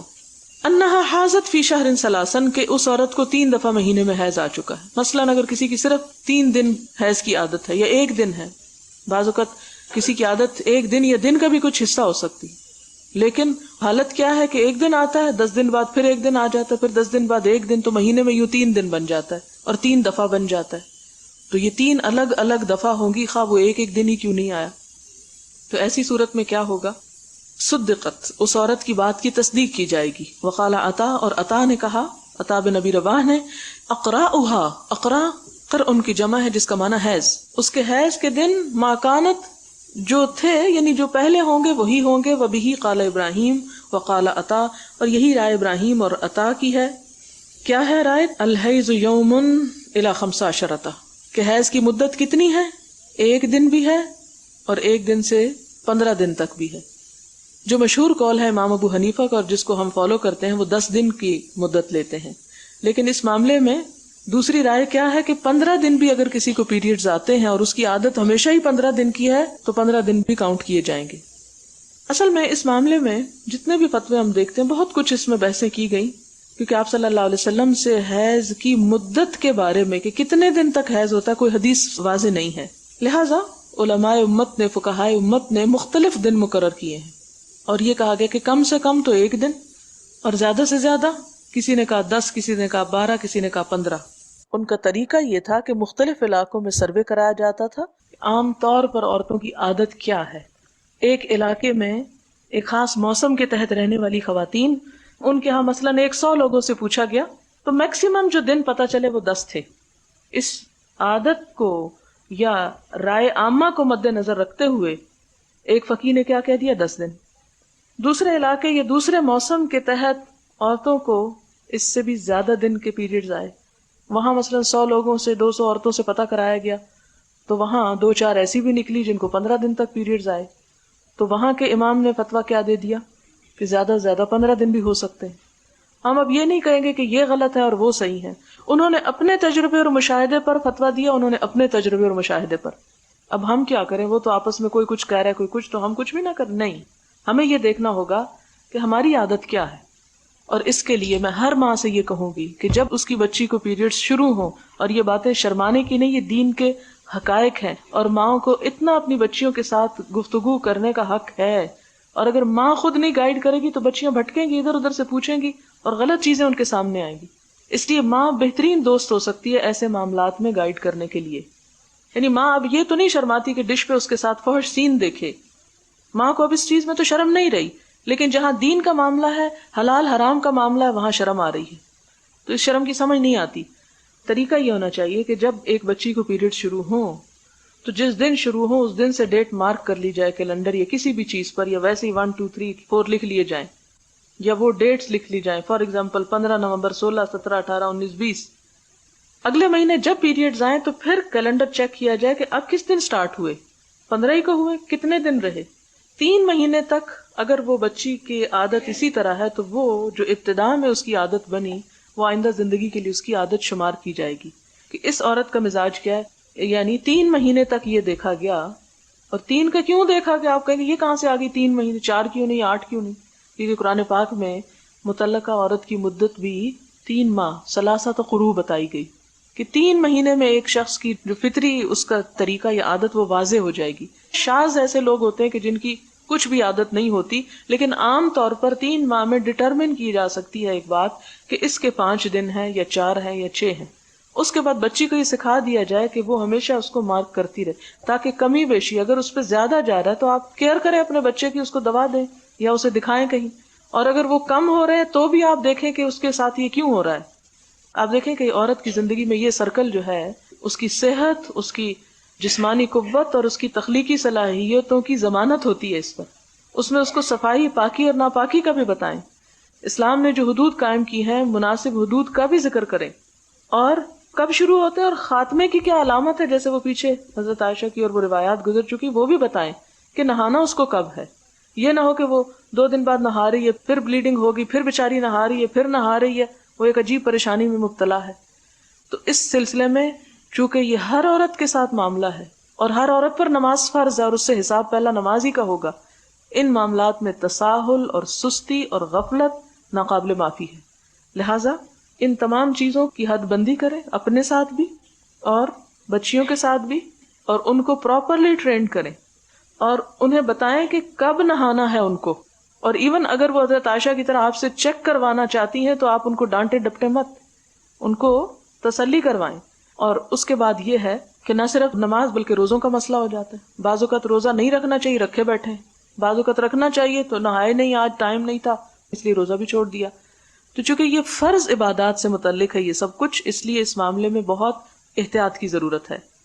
اب یہاں پر کیا بتایا جا رہا ہے کہ حیض کی مدت بعض کے نزدیک 15 دن بھی ہے۔ وقال معتمر عن ابیہ سألت ابن سیرین، معتمر اپنے باپ سے روایت کرتے ہیں کہ میں نے ابن سیرین سے پوچھا عن المرأۃ، عورت کے بارے میں، ترد دم، وہ پھر خون دیکھ لیتی ہے، یعنی دوبارہ اس کو پیریڈ شروع ہو جاتے ہیں، بعد قرئہا، اپنے حیض کے بعد، بخمسۃ ایام، صرف 5 دن کے بعد۔ یعنی کچھ عورتوں کی عادت اگر یہ ہو کہ 5 دن پیریڈز آئے ہیں، پھر پاک ہو گئی، 5ویں دن بعد پھر حیض شروع ہو گیا، پھر پاک ہو گئی، پھر حیض شروع ہو گیا، یعنی مہینے میں 3 دفعہ ہو گئے۔ قال النساء اعلم بذلک، میں نہیں جانتا، عورتوں کو پتا ہوگا یہ کیا ہے۔ ایسے ہی کہنا چاہیے، اگر نہیں پتا تو انسان کہے نہیں مجھے نہیں معلوم، میں نہیں جانتا اس فتوے کو۔ اس سے کیا پتہ چلتا ہے کہ دین کے یہ امور عورتوں کو زیادہ بہتر طور پر سمجھ بھی آ سکتے ہیں، اور اس میں ان کو دوسروں کو گائیڈ کرنا چاہیے، اور بہترین طریقہ تعلیم دینا کہ ہر ماں خود بھی جان لے اور اپنے بچے کو بھی سکھا دے۔ اصل میں قاضی شرح کے سامنے ایک مسئلہ پیش ہوا طلاق کا، تو طلاق کے بعد عدت کیا ہے؟ قرآن پاک میں 3 حیض۔ اب ایک عورت مہینے کے بعد آ گئی جی میری عدت ختم، یعنی کہ یہ کیسے ہو سکتا ہے؟ کہنے لگی کہ مجھے 3 دفعہ پیریڈز گزر چکے ہیں۔ تو اس وقت قاضی شرح نے حضرت علی کے سامنے یہ بات پیش کی اور حضرت علی سے فتویٰ لیا۔ تو یہ جو آخری بات انہوں نے کی نا امام بخاری نے کہ النساء اعلم بذالک، عورتیں زیادہ بہتر جانتی ہیں، تو اس کا مطلب کیا ہے کہ ہر عورت کو اپنی عادت کا خود حساب کرنا چاہیے کہ اس کے ساتھ کیا ہوتا ہے. بعض اوقات یہ ہوتا ہے کہ 5 دن کی عادت ہے، 20 سال 5 دن کی عادت رہی، مینو پاس شروع ہوتا ہے تو عادت بدلنے لگتی ہے، یا کبھی زیادہ ہو جاتی کبھی کم ہو جاتی.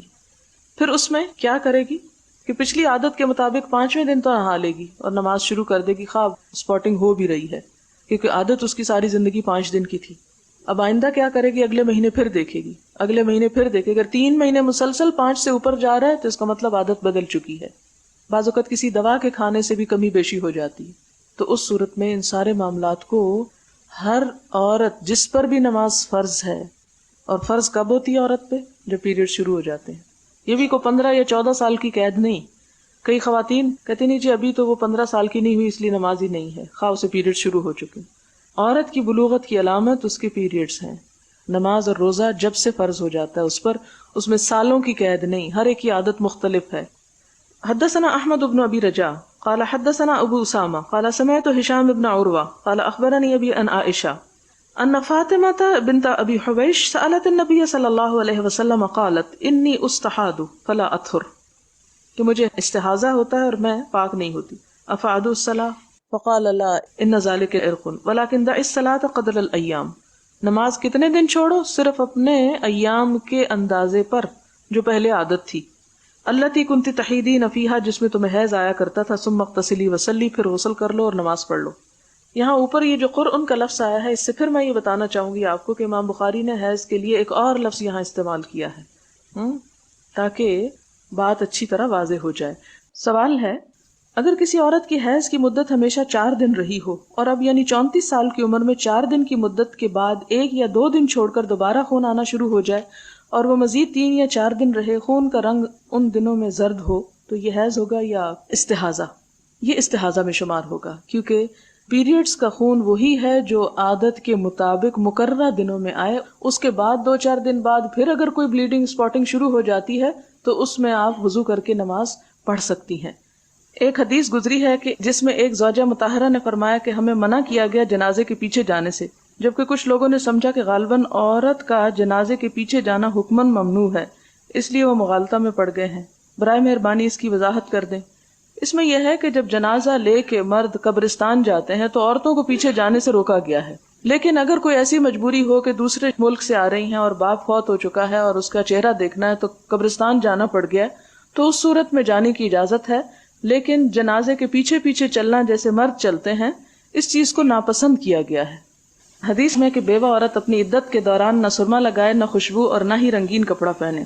کیا متعلقہ کی عدت کے دوران بھی یہی حکم ہے، اگرچہ اس کی زینت کو نامحرم مرد نہ دیکھے؟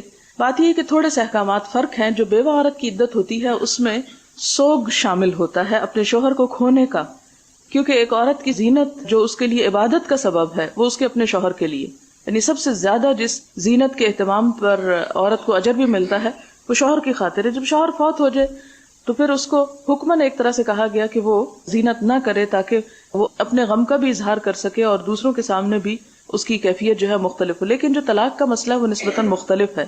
اس میں اگر شوہر نے طلاق دی ہے تو وہ غم نہیں غصے کا سبب ہوگی بات، یا اس نے خود خلا وغیرہ لی ہے، تو اس میں وہ احکامات نہیں ہیں جو ایک مرے ہوئے شوہر کی عدت پوری کرنے کے ہیں. ان دونوں میں فرق ہوگا.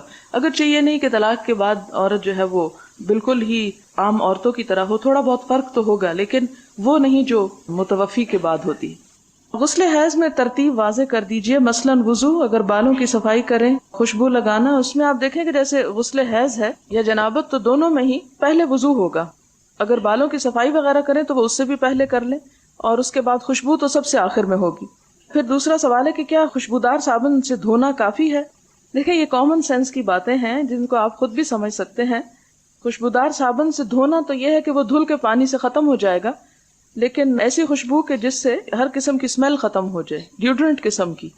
ہم نے غسل میں پاک ہونے کے طریقے پڑھے جس میں بتایا گیا کہ آخر میں روئی پر خوشبو لگا کر جسم پر لگائیں. پوچھنا یہ کہ ہم تو ایسا نہیں کرتے جب پاک ہونے کے لیے غسل کرتے ہیں، کیا یہ ہمیں ضرور کرنا چاہیے؟ کیا یہ فرض ہے؟ بات فرض کی نہیں، بات سنت کی ہے، اور ظاہر ہے کہ قرآن پاک میں اس کا حکم نہیں ہے، فرض کے درجے پر نہیں، لیکن آپ صلی اللہ علیہ وسلم نے بارہا اس کی تاکید فرمائی ہے اگر آپ چھوڑ دیں گے تو یہ تو نہیں کہ آپ کسی حرام کام کے مرتکب ہو رہے ہیں یا آپ کو مجرم ہیں، لیکن ایک چیز جس کا تذکرہ کیا گیا اور وہ چیز ہماری ہائیجین، کلینلینس اور ہماری صحت اور ہماری جو چستی ہے اس سے متعلق ہے.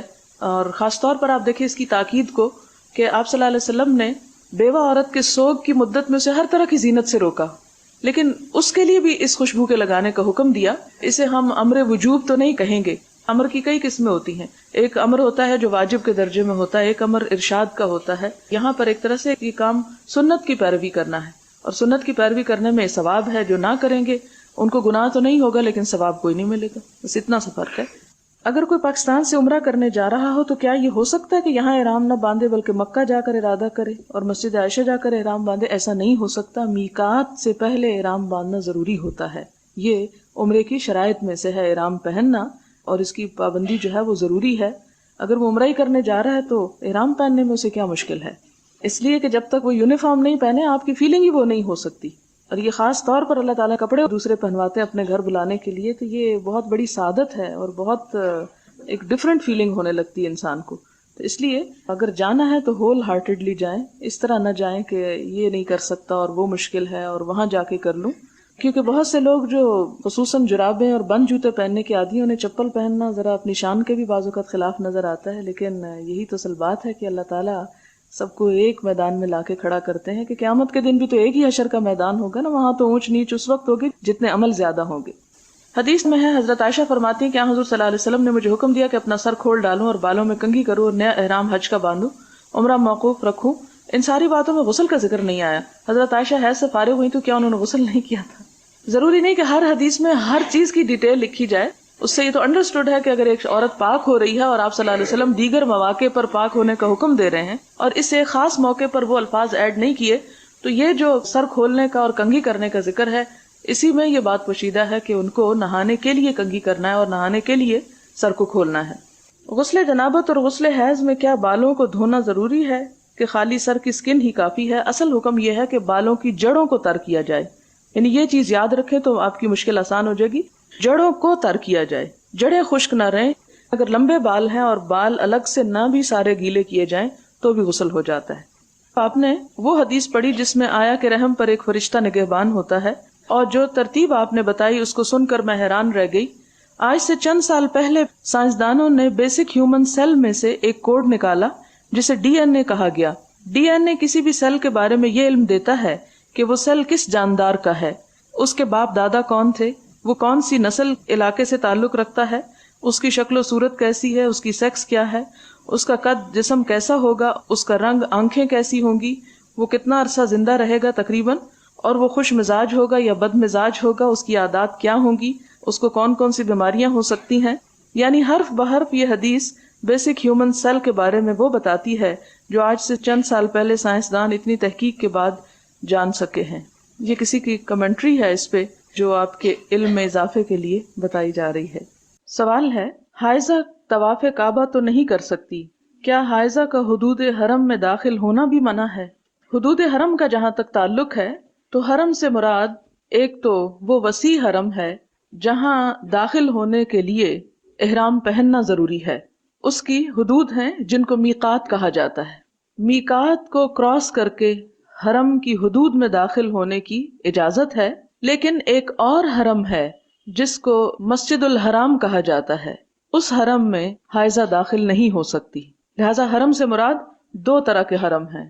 دوسرا یہ کہ طواف تو نہیں کر سکتی، کیا صفا اور مروہ کی سعی بھی نہیں کر سکتی؟ صفا مروہ کی سعی طواف سے متصل چیز ہے، الگ طور پر نہیں ہوتی. مثلاً آپ عمرے کے لیے گئے ہیں اور پہلے آپ طواف کر لیں، پھر آپ تھک جائیں اور آپ گھر جا کے سو جائیں اور پھر جا کر آپ سعی کرنا چاہیں تو ایسا نہیں کر سکتے. آپ کو ایک ہی اسٹریچ میں دونوں کام کرنے ہیں. چونکہ طواف نہیں کر سکتے اس لیے سعی بھی نہیں کر سکتے. ایک اور تھوڑا سا فرق جو اگرچہ سوال میں نہیں بتاتی چلوں کہ طواف کے وقت تو وضو کا ہونا شرط ہے، لیکن سعی کے دوران اگر وضو نہ رہے تو سعی ہو جاتی ہے. یعنی اس میں وضو لازم نہیں، افضل ضرور ہے. جیسے کسی بھی عبادت کے لیے وضو کرنا افضل ہے، لیکن اگر نہ ہو تو وہ عبادت ہو جاتی ہے. انہی میں سے سعی کی عبادت ہے. حیض والی عورت کیا حج کی جو دعا پڑھی جاتی ہے اس میں شامل ہو سکتی ہے؟ جی ہاں، ہو سکتی ہے. اور میدان عرفات میں بھی جا سکتی ہے یا نہیں؟ بالکل جا سکتی ہے، سوائے بیت اللہ کے آس پاس آنے کے، مسجد الحرام میں داخلے کے، باقی ہر جگہ جا سکتی ہے۔ عموماً لوگ مسجد عائشہ جا کر احرام پہن کر چھوٹے عمرے کے نام سے عمرے کا احرام باندھتے ہیں بغیر پیریڈز کے عذر کے۔ کیا یہ عمرہ ہوتا ہے؟ بات یہ ہے کہ ایسے لوگوں کے لیے کہ جو پیریڈز کی وجہ سے حج سے پہلے عمرہ نہ کر سکیں، وہ تو اس سنت پر تسلی سے عمل کریں، لیکن ہم دیکھتے ہیں کہ صحابہ کرام نے بعد میں ایسا نہیں کیا کہ مکہ میں رہ کر عمرے گنتی کر کر کے کیوں، کیونکہ ہمارے ہاں تو پھر وہ ایک مقابلہ چل پڑتا ہے کہ میں گئی تو 10 عمرے کیے اور دوسرے نے 15 کیے، تو یہ جب گنتی اور ریاکاری اور شہرت آ جائے تو پھر تو ویسے ہی عبادت بیکار ہے۔ ایک اور بات آپ ذہن میں رکھیں کہ سعی کا اتنا ثواب نہیں جتنا طواف کا ثواب ہے۔ اگر آپ عمروں پہ عمرہ کرنے کی بجائے بیت اللہ کے قریب ترین رہتے ہیں اور جتنی سعی کر رہے ہیں اس کی بجائے اتنے طواف کر لیں تو یہ کام آپ کا زیادہ ثواب کا ہے۔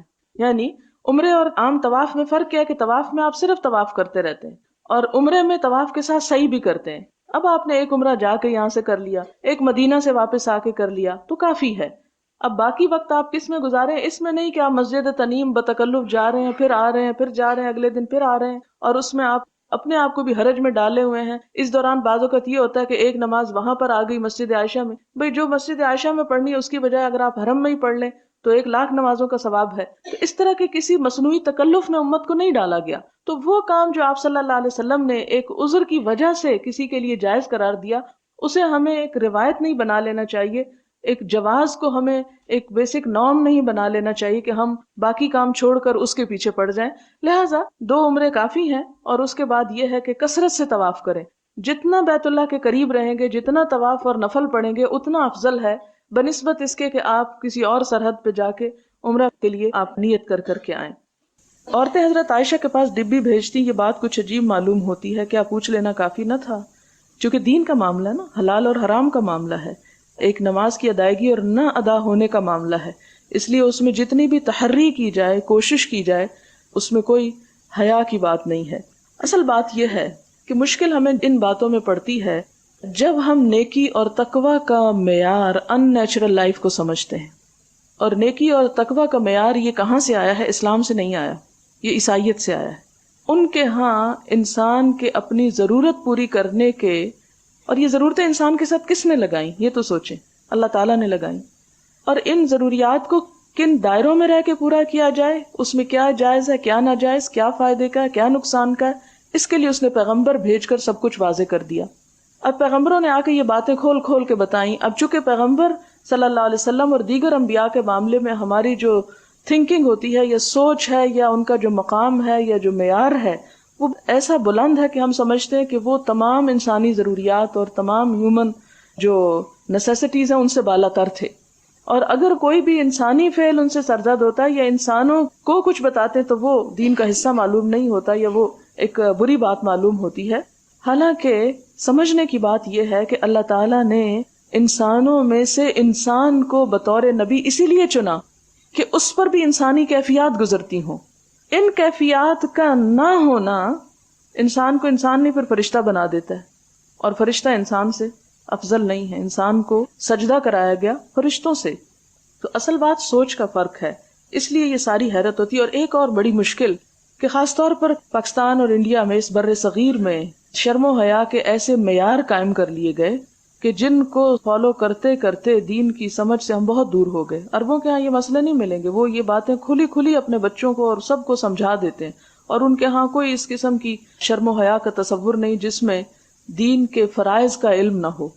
لیکن اس کا یہ مطلب نہیں کہ اگر دین کے فرائض سمجھنے کے لیے ان باتوں کو ڈسکس کیا جا رہا ہے تو انہیں پھر ایک لطف کی بات بنا کے ہر مجلس میں ان پہ گفتگو ہو۔ بلا ضرورت کرنے کی ضرورت نہیں، اور ضرورت کے وقت اس کو چھوڑ دینا جو ہے وہ بھی ایک جرم ہے۔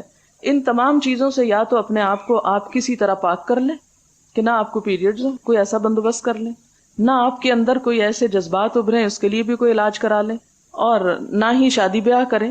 اگر ایسا کر سکتے ہیں اور اس کو آپ انسانیت کی معراج سمجھتے ہیں تو ایسا کر لیجئے، اور اگر ابھی آپ کے بس میں نہیں ان سب چیزوں کو کرنا اور آپ ایک ہیومن بینگ اور اس ہیومن بینگ کی طرح رہنا چاہتے ہیں جو اللہ نے بھیجا ہے، تو اس صورت میں پھر ضروری ہے کہ آپ ان چیزوں کے بارے میں صحیح طور پر جانتے بھی ہوں کہ اسلام کیا کہتا ہے۔ ایک مسئلہ ہے کہ رات کو اگر چیک کیا جائے تو بالکل ہلکا سا یلوش ڈسچارج ہو، لیکن صبح ٹھیک ہو۔ اب فجر کی نماز تو نکل چکی، کیا وہ قضا کرنا ہوگی؟ نہیں، وہ کیوں قضا کرنا ہوگی؟ اس لیے کہ آپ کو مکلف نہیں کیا گیا، یہ تکلیف نہیں دی گئی کہ رات کو اٹھ کے اپنے آپ کو چیک کریں. آپ کو کیا حکم ہے کہ اگر رات سونے سے پہلے آپ اپنے آپ کو پاک نہیں دیکھتی تو تسلی سے سو جائیں. صبح آپ اتنی دیر پہلے اٹھ جائیں کہ جس میں وضو اور غسل دونوں ہو سکے اور آپ کر کے نماز پڑھ لیں. کہ اگر آپ کو شک ہے تو آپ 1 گھنٹہ پہلے اٹھ جائیں اور اپنے آپ کو دیکھ لیں. اگر آپ سمجھتے ہیں کہ صاف ہو چکے ہیں تو آدھے گھنٹے میں نہا لیں اور وضو کر کے نماز پڑھ لیں. آپ کو کیا مشکل ہے؟ اور اگر آپ سمجھتی ہیں کہ نہیں آج میں پاک نہیں ہو سکتی اور میری عادت یہ ہے کہ میں دن کے 10 بجے ہی پاک ہوتی ہوں مثال کے طور پر، تو پھر آپ کو اس نماز کی فکر نہیں ہونی چاہیے. ہاں، اور اسی طرح یہ ہے کہ مثال کے طور پر مغرب کی نماز کا وقت تھا، اگر مغرب سے آدھا گھنٹہ پہلے کسی نے اپنے آپ کو چیک کیا اور اس میں یلوش ڈسچارج تھا تو مغرب کے اذان کے بعد 1 دفعہ اور چیک کر لے، اور اگر دیکھتی ہے کہ ابھی نہیں پاک تو نماز نہ پڑھے، اور اگر دیکھتی کہ پاک ہو گئی ہے اس صورت میں وہ نہا لے. نہانے میں 20-25 منٹ لگیں گے، 20-25 منٹ کے بعد نہا کے آدھے گھنٹے بعد تک بھی مغرب کی نماز ادا ہو سکتی ہے. بڑا نیچرل اور بڑا ریلیکس کرنے والا ہے سب کچھ. ہم معلوم نہیں چھوٹی چھوٹی باتوں سے کیوں ٹینشن میں آ جاتے ہیں. اور اگر کبھی ایسا ہو جائے کہ آپ کو شک گزرے کہ شاید یہ نماز مجھے پڑھ لینی چاہیے تھی اور میری سستی کی وجہ سے نہانا ڈیلے ہوا، یا کوئی اس طرح کی فیلنگ ہو، تو اپنے کانشیس کو فوراً کلیئر کریں. نہانے کے بعد وہ ایک پچھلی نماز قضا پڑھ لیں. اگر تو وہ نہ پڑھنی تھی تو آپ نے پڑھ لی تو نفل شمار ہو جائیں گے، اور اگر آپ کے سر پہ ایک بوجھ تھا تو وہ فرض ادا ہو گیا آپ کا، اور آپ کا ضمیر اطمینان میں آ جائے گا. اصل بات کیا ہے کہ آپ اطمینان حاصل کریں اور اس طرح کے شکوک سے اپنے آپ کو نکال لیں، اور اس حال میں جان دیں کہ اللہ تعالیٰ کے فرشتے آپ کو آ کے کہیں یا ایتھا النفس المطمئنہ ارجعی الی ربک راضیۃ مرضیہ. تو اس کیفیت کا حصول بہت ضروری ہے کہ اپنے تمام معاملات میں اتنے واضح اور اتنے کلیئر ہوں کہ ضمیر پہ کوئی بوجھ نہ ہو. پیریڈ جب ختم ہو جائیں اور غسل کر کے نماز شروع کر لی جائے لیکن چند گھنٹے بعد محسوس کیا جائے کہ ابھی کچھ ٹھیک نہیں، تو ایسی صورت میں کیا کرنا چاہیے؟ اگر تو عادت کے مطابق ختم ہوئے تو نہا کے نمازیں شروع کر دینی چاہیے، اور اگر کچھ اور پھر کسی وقت تھوڑا بہت ڈسچارج کسی کلر میں آ گیا ہے تو اس کو پھر اگنور کر دینا چاہیے. لیکن اگر ابھی وقت ہی ختم نہیں ہوا اور آپ جلدی کے مارے شام کو اگر نہانا چاہیے تھا تو صبح ہی نہا بیٹھے تو اس صورت میں دوبارہ نہانا ہوگا. عید کی نماز عیدگاہ میں جا کر پڑھنے کا حضور صلی اللہ علیہ وسلم نے عورتوں کو بھی تاکید کے ساتھ حکم دیا. سوال یہ ہے کہ اگر عید کی نماز مسجد میں جیسے فیصل مسجد میں پڑھی جا رہی ہو تو حائضہ عورت کے بارے میں کیا حکم ہے؟ کیا وہ جا سکتی ہے؟ جا تو سکتی ہے مگر عین اس جگہ تک نہیں جا سکتی جہاں دن میں 5 دفعہ نماز پڑھی جا رہی ہو. مثلاً عورتوں کی گیلری کبھی کبھار کوئی نماز ہو جاتی، پیچھے ہٹ کے اگر ایک طرف بیٹھ جائے تو اس سے کوئی حرج نہیں. لیکن جس جگہ جانے سے اصل میں روکا گیا ہے وہ جگہ ہے کہ جہاں دن میں باقاعدہ 5 دفعہ مصلی ہوتا. اب باہر کے ملکوں میں جہاں جگہ بہت مہنگی ہوتی ہیں وہاں پر عموماً مسجد کو شادی ہال کے طور پر، ریلیجس گیدرنگز، ہر طرح کی پارٹیز وغیرہ کے لیے استعمال کیا جاتا ہے. تو عموماً اس حصے میں وہ نہیں کرتے کہ جہاں نماز ہوتی ہے. اوپر کی چھت پہ یا گیلری میں ہر قسم کی عورتیں اور مرد آتے ہیں، حتیٰ کہ نان مسلمز بھی آتے ہیں. تو ایسی صورت میں وہاں جانا جائز ہے، لیکن بالکل امام کی جگہ پہ جا کے یا ان صفوں کی جگہ پہ جو بالکل عبادت کے لیے مخصوص ہیں ان سے بچنا چاہیے. حیض کے بعد جو نہانا ہے کیا اس میں بھی غسل سے پہلے وضو ضروری ہے یا نہیں؟ کیا یہ وضو اس غسل کا حصہ ہے؟ جی ہاں، اس لیے کہ وہ بھی جنابت ہے. یعنی جنابت کی 2 قسمیں ہیں اور حیض جو ہے وہ حالت جنابت تصور کی جاتی ہے. جنابت کا لفظ جو ہے نا یہ جیم نون بے اس کا روٹ ہے. جم کہتے پہلو، اور اس سے کہ پہلو بچانا یعنی الگ رہنا. تو اس میں بھی کچھ چیزوں سے الگ رہنے کے احکامات ہیں، اس لیے اس کو بھی جنابت کہا جاتا ہے، جیسے نماز سے، طواف سے اور کچھ چیزوں سے. کیا حیض والی عورت مسجد میں قدم بھی نہیں رکھ سکتی یا صرف نماز پڑھنے والی جگہ پر نہیں جا سکتی؟ میں نے واضح کر دیا تھا کہ عین جو نماز کا حصہ ہے اس میں نہ جائے، لیکن یہ کہ مسجد کے صحن سے یا ایسی جگہ سے گزرا جا سکتا ہے کہ جہاں کبھی کبھار سال میں 1 دفعہ نماز ہوتی ہے، جیسے فیصل مسجد کے باہر والے حصے میں. کیونکہ بازو کا ساری فیملی سفر کر رہی ہے اور نماز پڑھنے کے لیے اندر چلے گئے ہیں تو ایک شخص سڑک پہ کھڑا ہو جائے تو وہ مناسب نہیں ہے. اس میں یہ کہ مسجد کے اندر کسی ایسی جگہ پر بازو کا یہ ہوتا ہے کہ صحن ہوتا ہے، ٹوائلٹس بنے ہوئے ہوتے ہیں، یا ایسا کارنر انسان تلاش کر سکتا ہے. اس کے لیے ہر شخص کو اللہ نے کامن سینس دی ہے کہ اپنی احتیاط کس طرح کرے، لیکن اس کا یہ مطلب نہیں کہ وہ نماز کی جگہ میں چلی جائے. وآخر دعوانا ان الحمد للہ رب العالمین. جی الحمدللہ. اب ہمارا ڈسکشن ٹائم ہے اور ہر کلاس کے بعد جو ہے وہ دل سے اتنا شکر نکلتا ہے کہ ہمارا دین اتنا خوبصورت ہے کہ آپ دیکھیں جب چیزیں کلیئر ہو جاتی ہیں تو انسان کتنا ہلکا محسوس کرتا ہے اور کتنا کانفیڈنٹ فیل کرتا ہے ان سارے کاموں کو کرنے کے لیے. اور اساتذہ پہ اتنا پیار آتا ہے کہ وہ اتنی وضاحت کے ساتھ اتنے اچھے طریقے سے سمجھا دیتی ہیں کہ بات جو ہے نا وہ سمجھ آ جاتی ہے الحمدللہ. تو چلیے بڑھتے ہیں سوالوں کی طرف اور دیکھتے ہیں آج کا پہلا سوال. آپ سوال پڑھیے، مین وائل میں آپ کے مائکس جو ہیں ان کو اوپن کر دیتی ہوں. جی تو مائکس اب آپ کے اوپن ہیں اور سوال آپ کے سامنے اسکرین پر ہے کہ اس حدیث سے کیا پتہ چلتا ہے کیا حائضہ عورت حیض کے دنوں میں چھوڑی گئی نمازوں کی قضا ادا کرے گی. اب یہ سوال ایسا ہے کہ اب میں چاہوں گی کہ سب اس کا جواب دیں چیٹ میں. کیا آپ کو یہ بات کلیئر ہو گئی ہے کہ نہیں ہوئی ہے ابھی تک؟ جی چیٹ میں جواب دیجیے. دیکھتے ہیں چیٹ بھی کھول لیتے ہیں اپنے سامنے اور دیکھتے ہیں سب کی کیا سا جوابات آ رہے ہیں جناب. ٹھیک ہے الحمدللہ کہ اب کلیئر ہو گیا. اور آج آپ نے دیکھا ہوگا کہ نماز کے مصلی کے حوالے سے بھی بہت سارے سوالات وقتاً فوقتاً آپ لوگ بار بار کر رہے تھے کہاں بیٹھے کیا ہو، اور وہ جتنے سوال آپ لوگوں نے پچھلی کلاسز میں کیے تھے الحمدللہ وہ آج سارے کے سارے جو ہیں نا وہ ایڈریس ہوئے ہیں.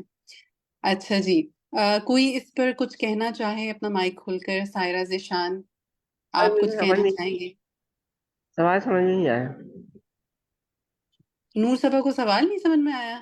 اچھا سائرہ کیا آپ کچھ کہیں گی تاکہ نور صبا کو سمجھ میں آئے کہ سوال کیا پوچھا گیا ہے؟ جی باجی اس میں سوال تھا کہ حائضہ عورت حیض کے دنوں میں جو اس کی نماز چھوٹ جاتی ہے وہ کیا بعد میں قضا نماز ادا کرے گی؟ تو اس کا جواب تھا کہ نہیں، وہ حیض کے دنوں میں چھوٹی ہوئی نمازوں کو قضا نہیں ادا کریں گی. ٹھیک ہے اب اس کو تھوڑا سا سوال کو ریفریز کر کے دیکھیں. اس میں پوچھا یہ جا رہا ہے کہ جب عورت کو پیریڈز ہوتے ہیں، ٹھیک ہے، اور ظاہر ہے پیریڈز کے دنوں میں وہ اپنی نماز تو نہیں پڑھتی ہے. اب جو وہ پیریڈ سے فارغ ہو گئی، اس نے غسل کر لیا، وہ پاکی کی حالت میں آ گئی ہے، تو اب کیا وہ جو نمازیں اس کی چھوٹی، ہو سکتا ہے 3 دن کے اس کو پیریڈز ہوتے ہیں، ہو سکتا ہے 5 دن کے اس کو پیریڈز ہوتے ہیں، یا جو بھی اس کا ہے روٹین، اب کیا وہ اتنے سارے دنوں میں، ہو سکتا ہے اگر 5 دن تھے تو 5 5 کتنی نمازیں اس کی چھوٹی؟ کون بتائے گا؟ ایک دن میں 5 نمازیں اور 5 دن تو 5 5 25 نمازیں کیا وہ لٹائے گی؟ کیا ان کی قضا ادا کرے گی؟ یہ یہاں سوال نور صبا پوچھا جا رہا تھا کہ نہیں وہ نہیں کرے گی کیونکہ اس عمل کی جو ہے اس کو رخصت دی گئی ہے. ٹھیک ہے سمجھ آ گیا؟ چلیے جی نیکسٹ کویسچن دکھائیے.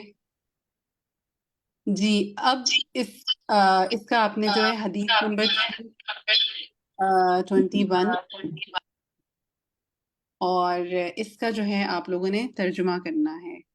تو جو ترجمہ کرے گا وہ اپنا مائک کھولے اور نام بتائے اور پھر یہ ہے کہ اس کا ترجمہ کرے. جی کون کرے گا؟ طاہرہ یاسمین. طاہرہ کسی اور، نگت کو دیں چانس. نگت نے آج ابھی تک کوئی بات نہیں کی ہے. السلام نگت علیکم آپ باجی. کریں گی؟ وعلیکم السلام ورحمۃ اللہ. باجی میری اپوائنٹمنٹ تھی تو میں نا باہر ہوں، لیکن میں ان ٹچ نہیں ہوں. میں نے سارا لیسن سنا ہے لیکن یہاں شور بہت ہے اور میں نا صحیح طرح کنوے نہیں کر سک رہی. پتہ نہیں مجھے آپ کی آواز، آپ میری آواز سن سکتی ہیں یا نہیں؟ اچھا تو میں چلیں گھر ٹھیک جا ہے کے، ہاں جی ٹھیک ہے لیکن ٹھیک مجھے ہے انشاءاللہ. ہاں السلام علیکم. تسنیم بتائے. میں بتاؤں اپنا نشکیل. تسنیم بتائے.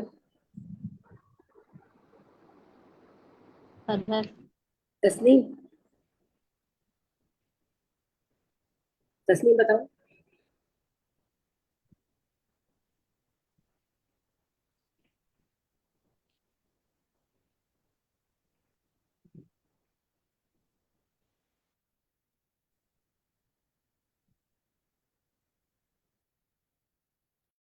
فرحانہ شکیل آپ کیجئے. حائضہ عورتیں بھی شریک ہوں اور یہ عورتیں نماز کی جگہ سے ایک طرف ہو کر رہیں گی.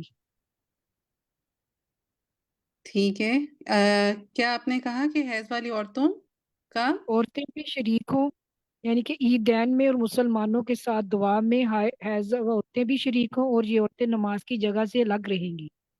ٹھیک ہے اب آپ نے مکمل کیا نا، ویری نائس. ٹھیک ہے اس پہ کوئی کچھ کہنا چاہے گا تو اپنا مائک کھولے اور کہے. الکا آپ کچھ کہنا چاہتی ہیں؟ جی سعیدہ بات کریں. السلام السلام علیکم. علیکم. ہاں جی وعلیکم ابھی میں السلام. الکا. جی جی الکا کہیے آپ. ابھی I have a questions because I'm little bit confused. کیا آپ جو حائضہ عورتیں ہیں جو وہ حج اور عمرہ کے لیے گئی ہیں، میں نے بڑا اس کو انڈرسٹینڈ کرنے کی کوشش کی ہے لیکن پھر بھی I am but confused because وہ ادھر جائیں گی، نبی پاک نے یہ حکم بھی دے دیا تم اپنے بال کھولو، یعنی کہ وہ پاک ہوں گی تو پھر حج اور عمرہ کریں گی، ادروائز وہ نہیں کر سکتی نا. لیکن جو دن ہے وہ پورے دن تو نہیں پیریڈز میں رہیں گی نا، ایونچولی وہ اسٹیٹ سے باہر تو آ ہی جائیں گی. آلرائٹ، ٹھیک ہے، یعنی کہ آپ اب اس کو اس لیکن طرح سے سمجھ نہیں پا رہی نا کہ دیکھیں اگر 3 دن ہیں، 4 دن ہیں، 5 دن ہیں، یہ دن ختم تو ہو ہی جانے ہیں نا. ہمارے جی یہاں جی پر آف جو کورس. مشکل ہوتی ہے وہ آپ کے سوال سے مجھے یہ سمجھ آ رہی ہے کہ اب آپ کو ہے کہ اچھا وہ کب اپنا کریں گی ساری چیزیں پوری، فلائٹ ان کی واپسی کی کب کی ہے، یہ سوالات جو ہے نا پھر آپ کے ذہن میں آ رہے ہوں گے.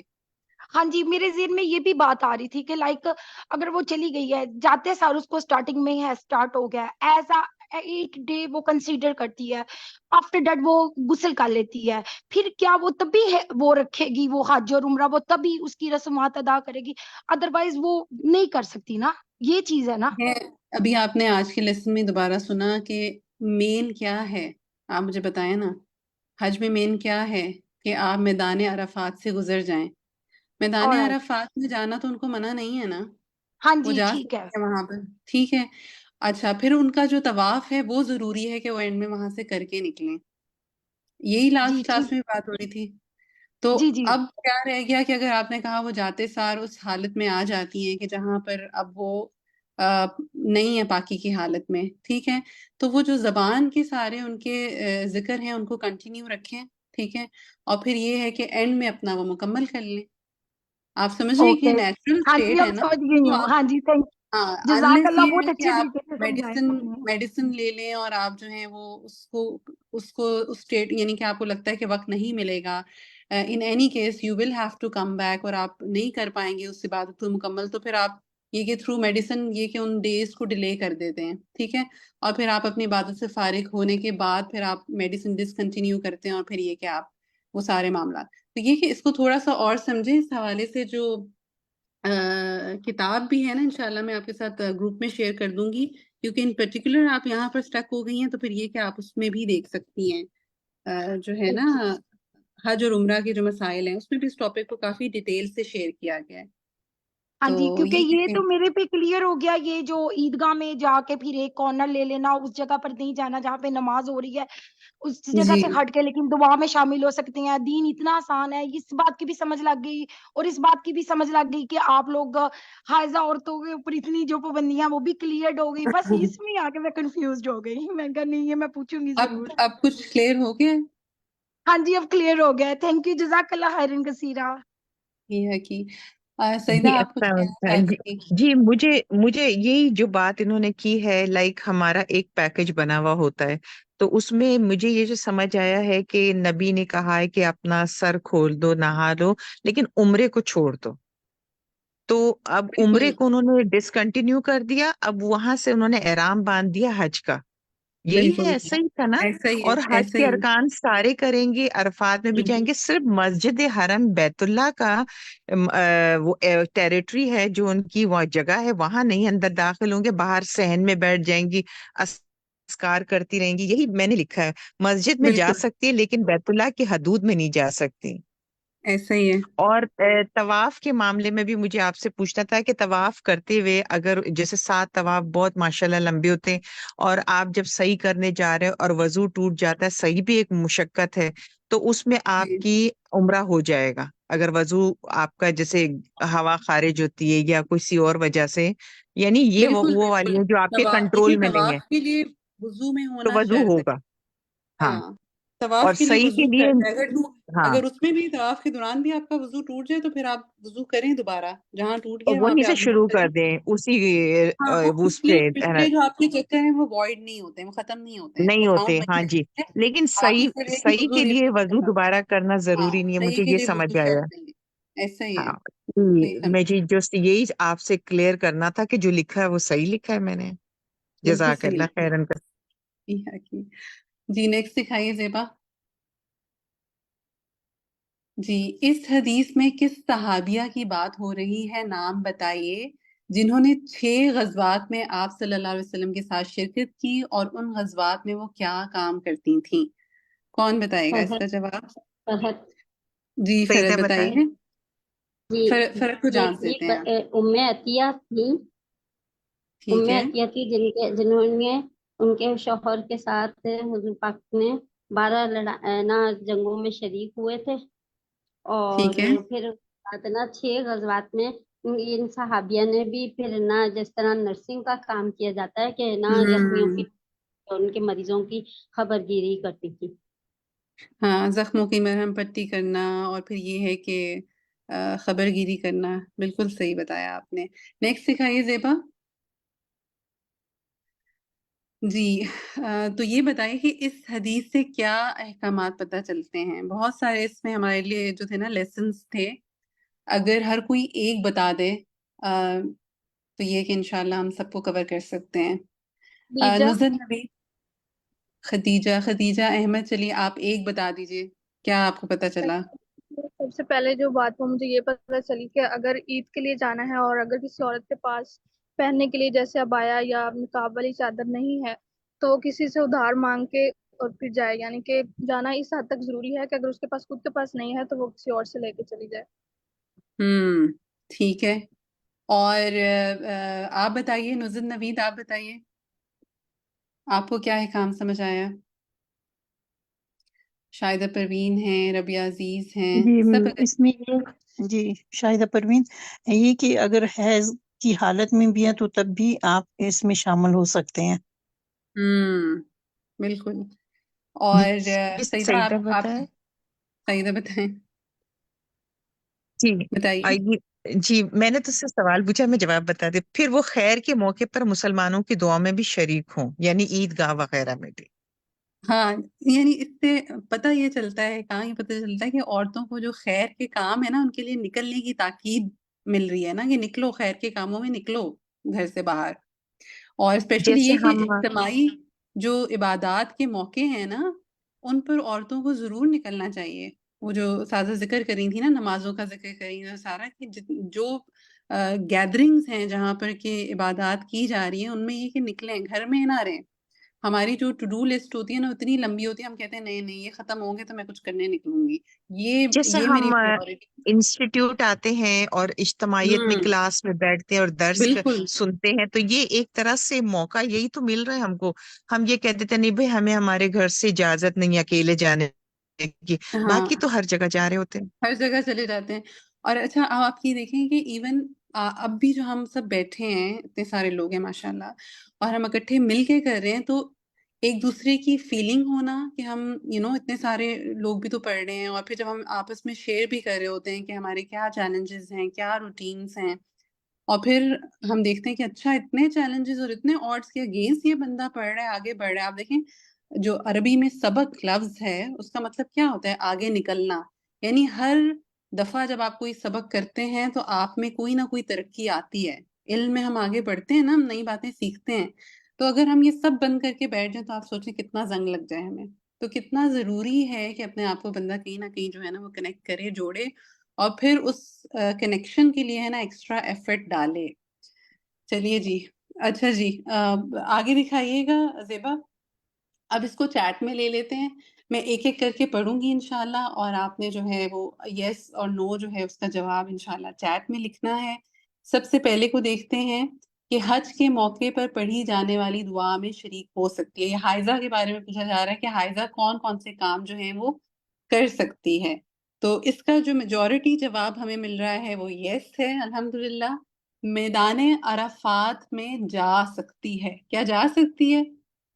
اگر وہاں جا سکتی ہے تو پھر اس کا مطلب یہ ہے کہ کہاں جا سکتی ہے؟ عید کی نماز کے لیے جو ہے جا سکتی ہے۔ ٹھیک ہے، اچھا جی، مسجد حرام میں جا سکتی ہیں؟ نہیں جا سکتی ہے۔ اچھا، مسجد میں وہ جگہ جہاں دن میں 5 اوقات مصلی ہوتا ہے یعنی نماز پڑھی جاتی ہے، وہاں جا سکتی ہے؟ نہیں جا سکتی۔ الحمدللہ، یہ بہت امپورٹنٹ تھا کہ ہم اس چیز کو واپس سے ریکیپ کریں۔ اب یہ ہے کہ زیبا آپ ہوم ورک سکھا دیجئے۔ الحمدللہ یہ سارے جو ہیں وہ آپ کے اس ویک کے ہوم ورک ہیں جو کہ آپ نے سارے کرنے ہیں۔ حدیث کے عربی اور ترجمے کو آپ نے پڑھنا ہے، پریکٹس کرنی ہے، دیکھنا ہے کہاں آپ اٹکتے ہیں۔ वहाँ पे थोड़ा सा रुक के पॉज देकर पढ़ें इंशाल्लाह, वो आपकी ज़बान पे रवां हो जाएगा। दिखाती जाइए एंड तक। और ये है कि फिर आपने इंशाल्लाह जो सीखा आज की क्लास में, बहुत से इम्पोर्टेंट जो थे वो टॉपिक्स थे जिनको आज टच किया गया, और हम ख़वातीन से स्पेशली रिलेटेड सारी बातें थी। आपने इंशाल्लाह इसको ज़रूर अपने आस-पास लेफ़्ट, राइट, सेंटर जितनी ख़वातीन आपसे अटैच हैं उनके साथ आपने शेयर करना है इंशाल्लाह। और मैं बताती चलूँ कि नेक्स्ट जो मंडे है वो आपकी क्लास नहीं होगी, वो आपकी ईद हॉलिडे के लिए ऑफ डे होगा, तब आपके पास 2 वीक्स होंगे इंशाल्लाह, ठीक है? तो उसके बाद जो नेक्स्ट मंडे है इंशाल्लाह हम मिलेंगे 24 जून को इंशाल्लाह। अच्छा जनाब, लास्ट में है आपके सामने कि तकबीरात जो हैं वो अशरा ज़ुल्हिज्जा का ख़ास ज़िक्र हैं। इन्हें पढ़िए और दूसरों के साथ शेयर कीजिए। आप देखिए कि जब अल्लाह को बड़ा मान लेंगे ना तो बहुत सी परेशानियाँ जो है ना वो खुद ही हल हो जाती हैं। और इन दिनों को ना हमने बाकी दिनों की तरह नहीं बनाना।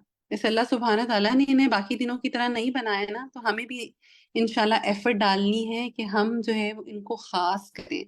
आप देखें, अगर आप खुद थोड़ी-सी ऊँची आवाज़ से पढ़ेंगी तो आपको एक तो अपने आप को रिमाइंडर मिल रहा होगा कि आप क्या पढ़ रही हैं, और सेकंडली आपके जो आस-पास लोग हैं उनको ये रिमाइंडर मिलेगा इंशाल्लाह कि ये जो है तकबीरात पढ़ने के दिन हैं, ये इन दिनों का ख़ास ज़िक्र है, ठीक है? फिर घर में सबको बताइए। और फिर ये देखिए कि दुनिया के जितने भी दिन हैं ना, उन सब में से ये अफ़ज़ल तरीन दिन है। यानी ये जो 10 दिन है ना, ये अफ़ज़ल तरीन दिन है। अगर ये दिन इतने अफ़ज़ल तरीन है तो फिर क्या है कि इन दिनों में किया गया हर अमल अफ़ज़ल है। और ये है कि आप जो भी फ़राइज़ और नवाफ़िल का एहतमाम करते हैं, उनका अजर जो है वो बाकी दिनों से बढ़कर है। तो we need to be mindful. और फिर ये कि नेकी के हर काम से पहले कुछ करने लगे ना, अपनी नीयत को अल्लाह के लिए खालिस करें। या अल्लाह मैं तेरे लिए कर रही हूँ, ये सब अमल आपके लिए है, ताकि कोई एहसान शामिल ना हो। कभी-कभार हम कोई नेक अमल करते हैं ना तो हमें लगता है हम अपने ऊपर भी एहसान करें, किसी किसी पे कोई एहसान नहीं है, हर अमल अल्लाह के लिए है, ठीक है? अच्छा, फिर इंसान सोचता है कि इखलास कैसे पैदा हो, कैसे मैं इखलास लेकर आऊँ? हर काम मैं अल्लाह के लिए तो कर ही रही हूँ, वो तो नीयत की एक दुरुस्तगी है, इखलास कैसे लेकर आऊँ? इखलास तब आता है जब आप ये सोचते हैं कि क्या पता ये मेरी नेकी जो है वो आखिरी नेकी हो, और फिर ये है कि क्या पता मुझे ज़िंदगी में दोबारा ये अशरा मिले या ना मिले, अगले साल मैं हूँ या ना हूँ। तो मतलब जो मौका मुझे मिल रहा है ना, मैं उससे जो है ना अच्छे तरीके से अल्लाह की रज़ा के मुताबिक जो है ना वो बस कर जाऊँ। तो बात ये है कि ये जो दिन है ना, ये हमारी तरबियत के लिए आते हैं। हम ढीले हो जाते हैं, अल्लाह ताला हमें फिर दोबारा उठाता है, फिर से हमें सिखाता है कि क्या हमारी प्रायोरिटी है, क्या चीज़ अहम है। वो होता है ना कि हम दूसरी चीज़ों में इतना मगन हो जाते हैं कि हम भूल जाते हैं कि प्रायोरिटी क्या है।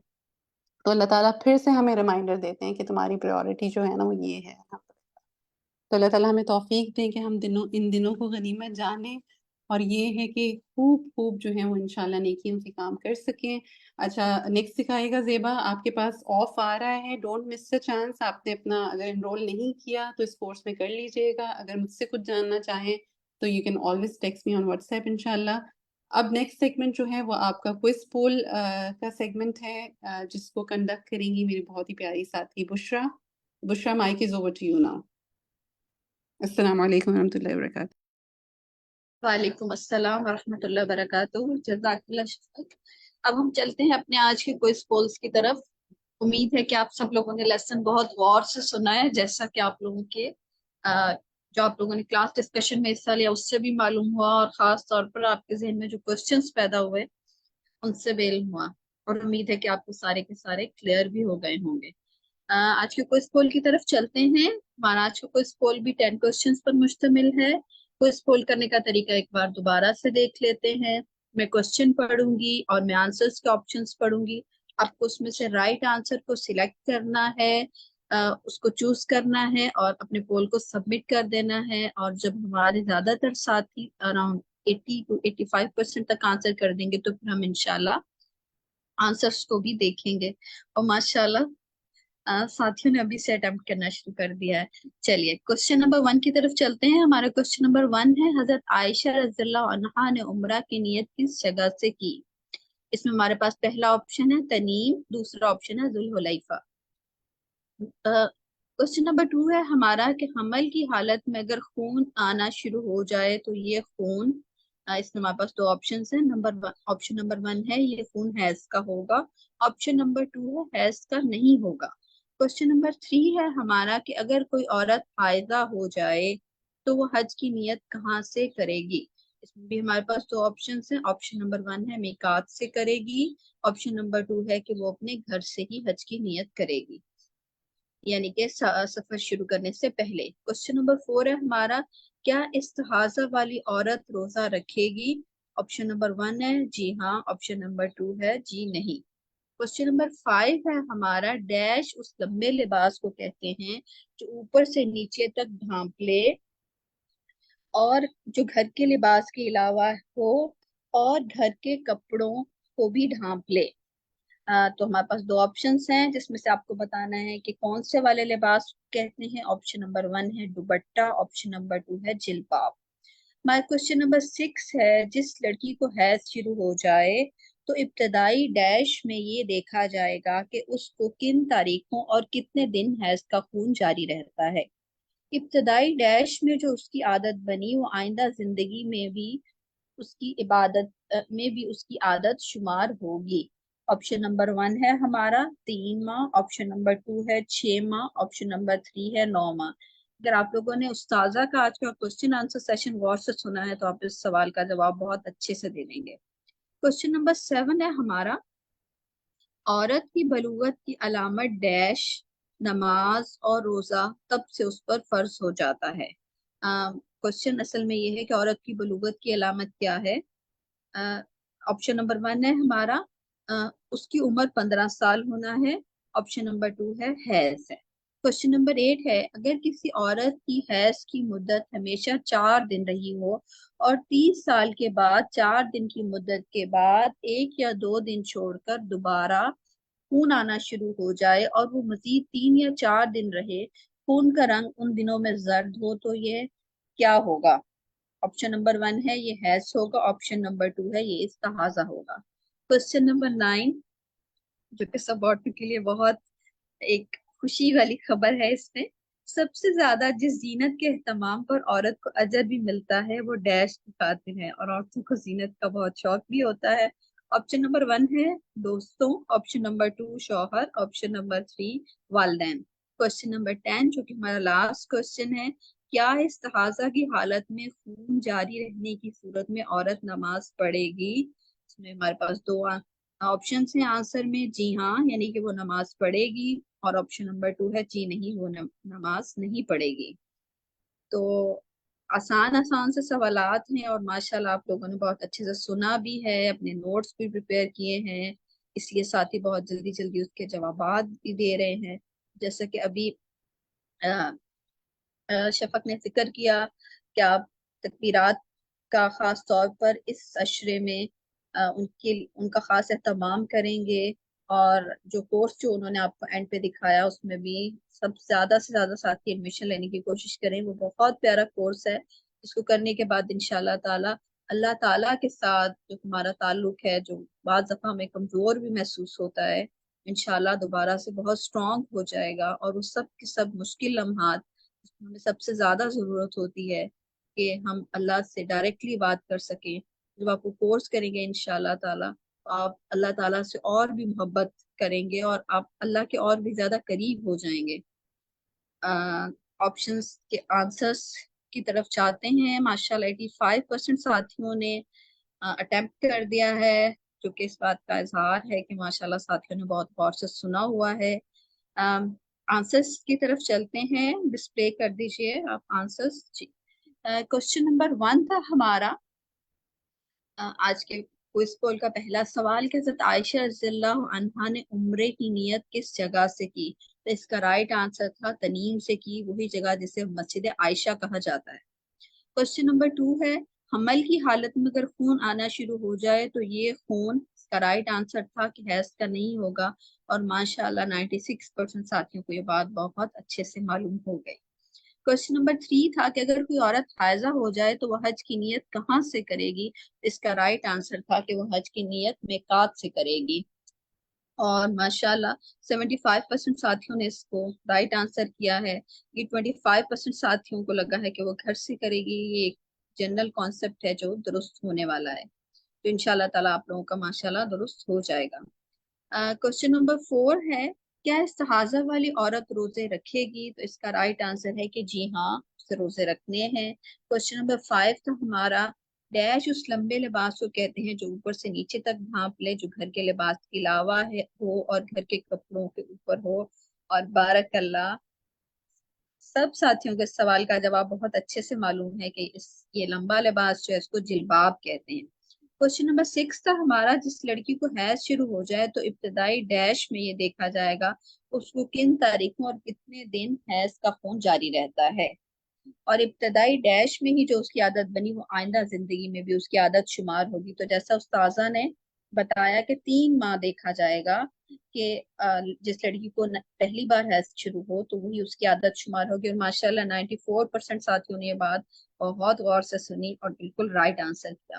کوشچن نمبر 7 تھا کہ عورت کی بلوغت کی علامت ڈیش ہے جس کے بعد نماز اور روزہ تب سے اس پر فرض ہو جاتا ہے. تو اس کی علامت جو ہے جو ماشاءاللہ 97% ساتھیوں کو اچھے سے معلوم ہے کہ وہ حیض ہے.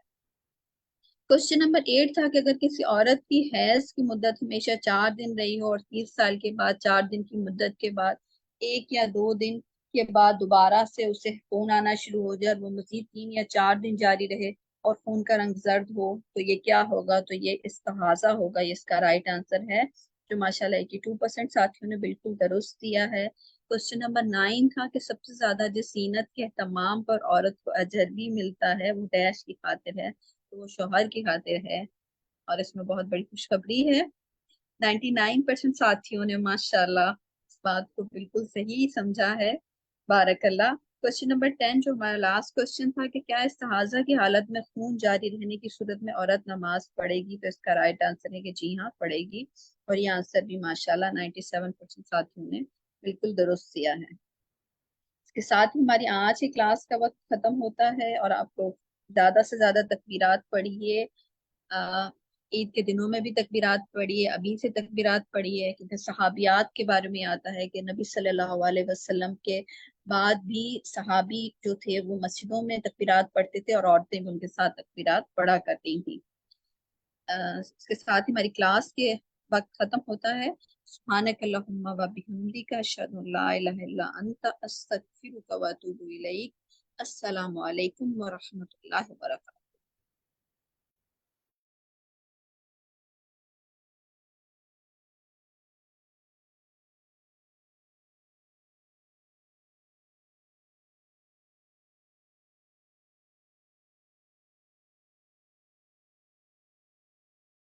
الله أكبر لا إله إلا الله الله أكبر الله أكبر ولله الحمد الله أكبر كبيرا والحمد لله كثيرا وسبحان الله بكرة وأصيلا الله أكبر الله أكبر الله أكبر ولله الحمد الله أكبر وأجل الله أكبر على ما هدى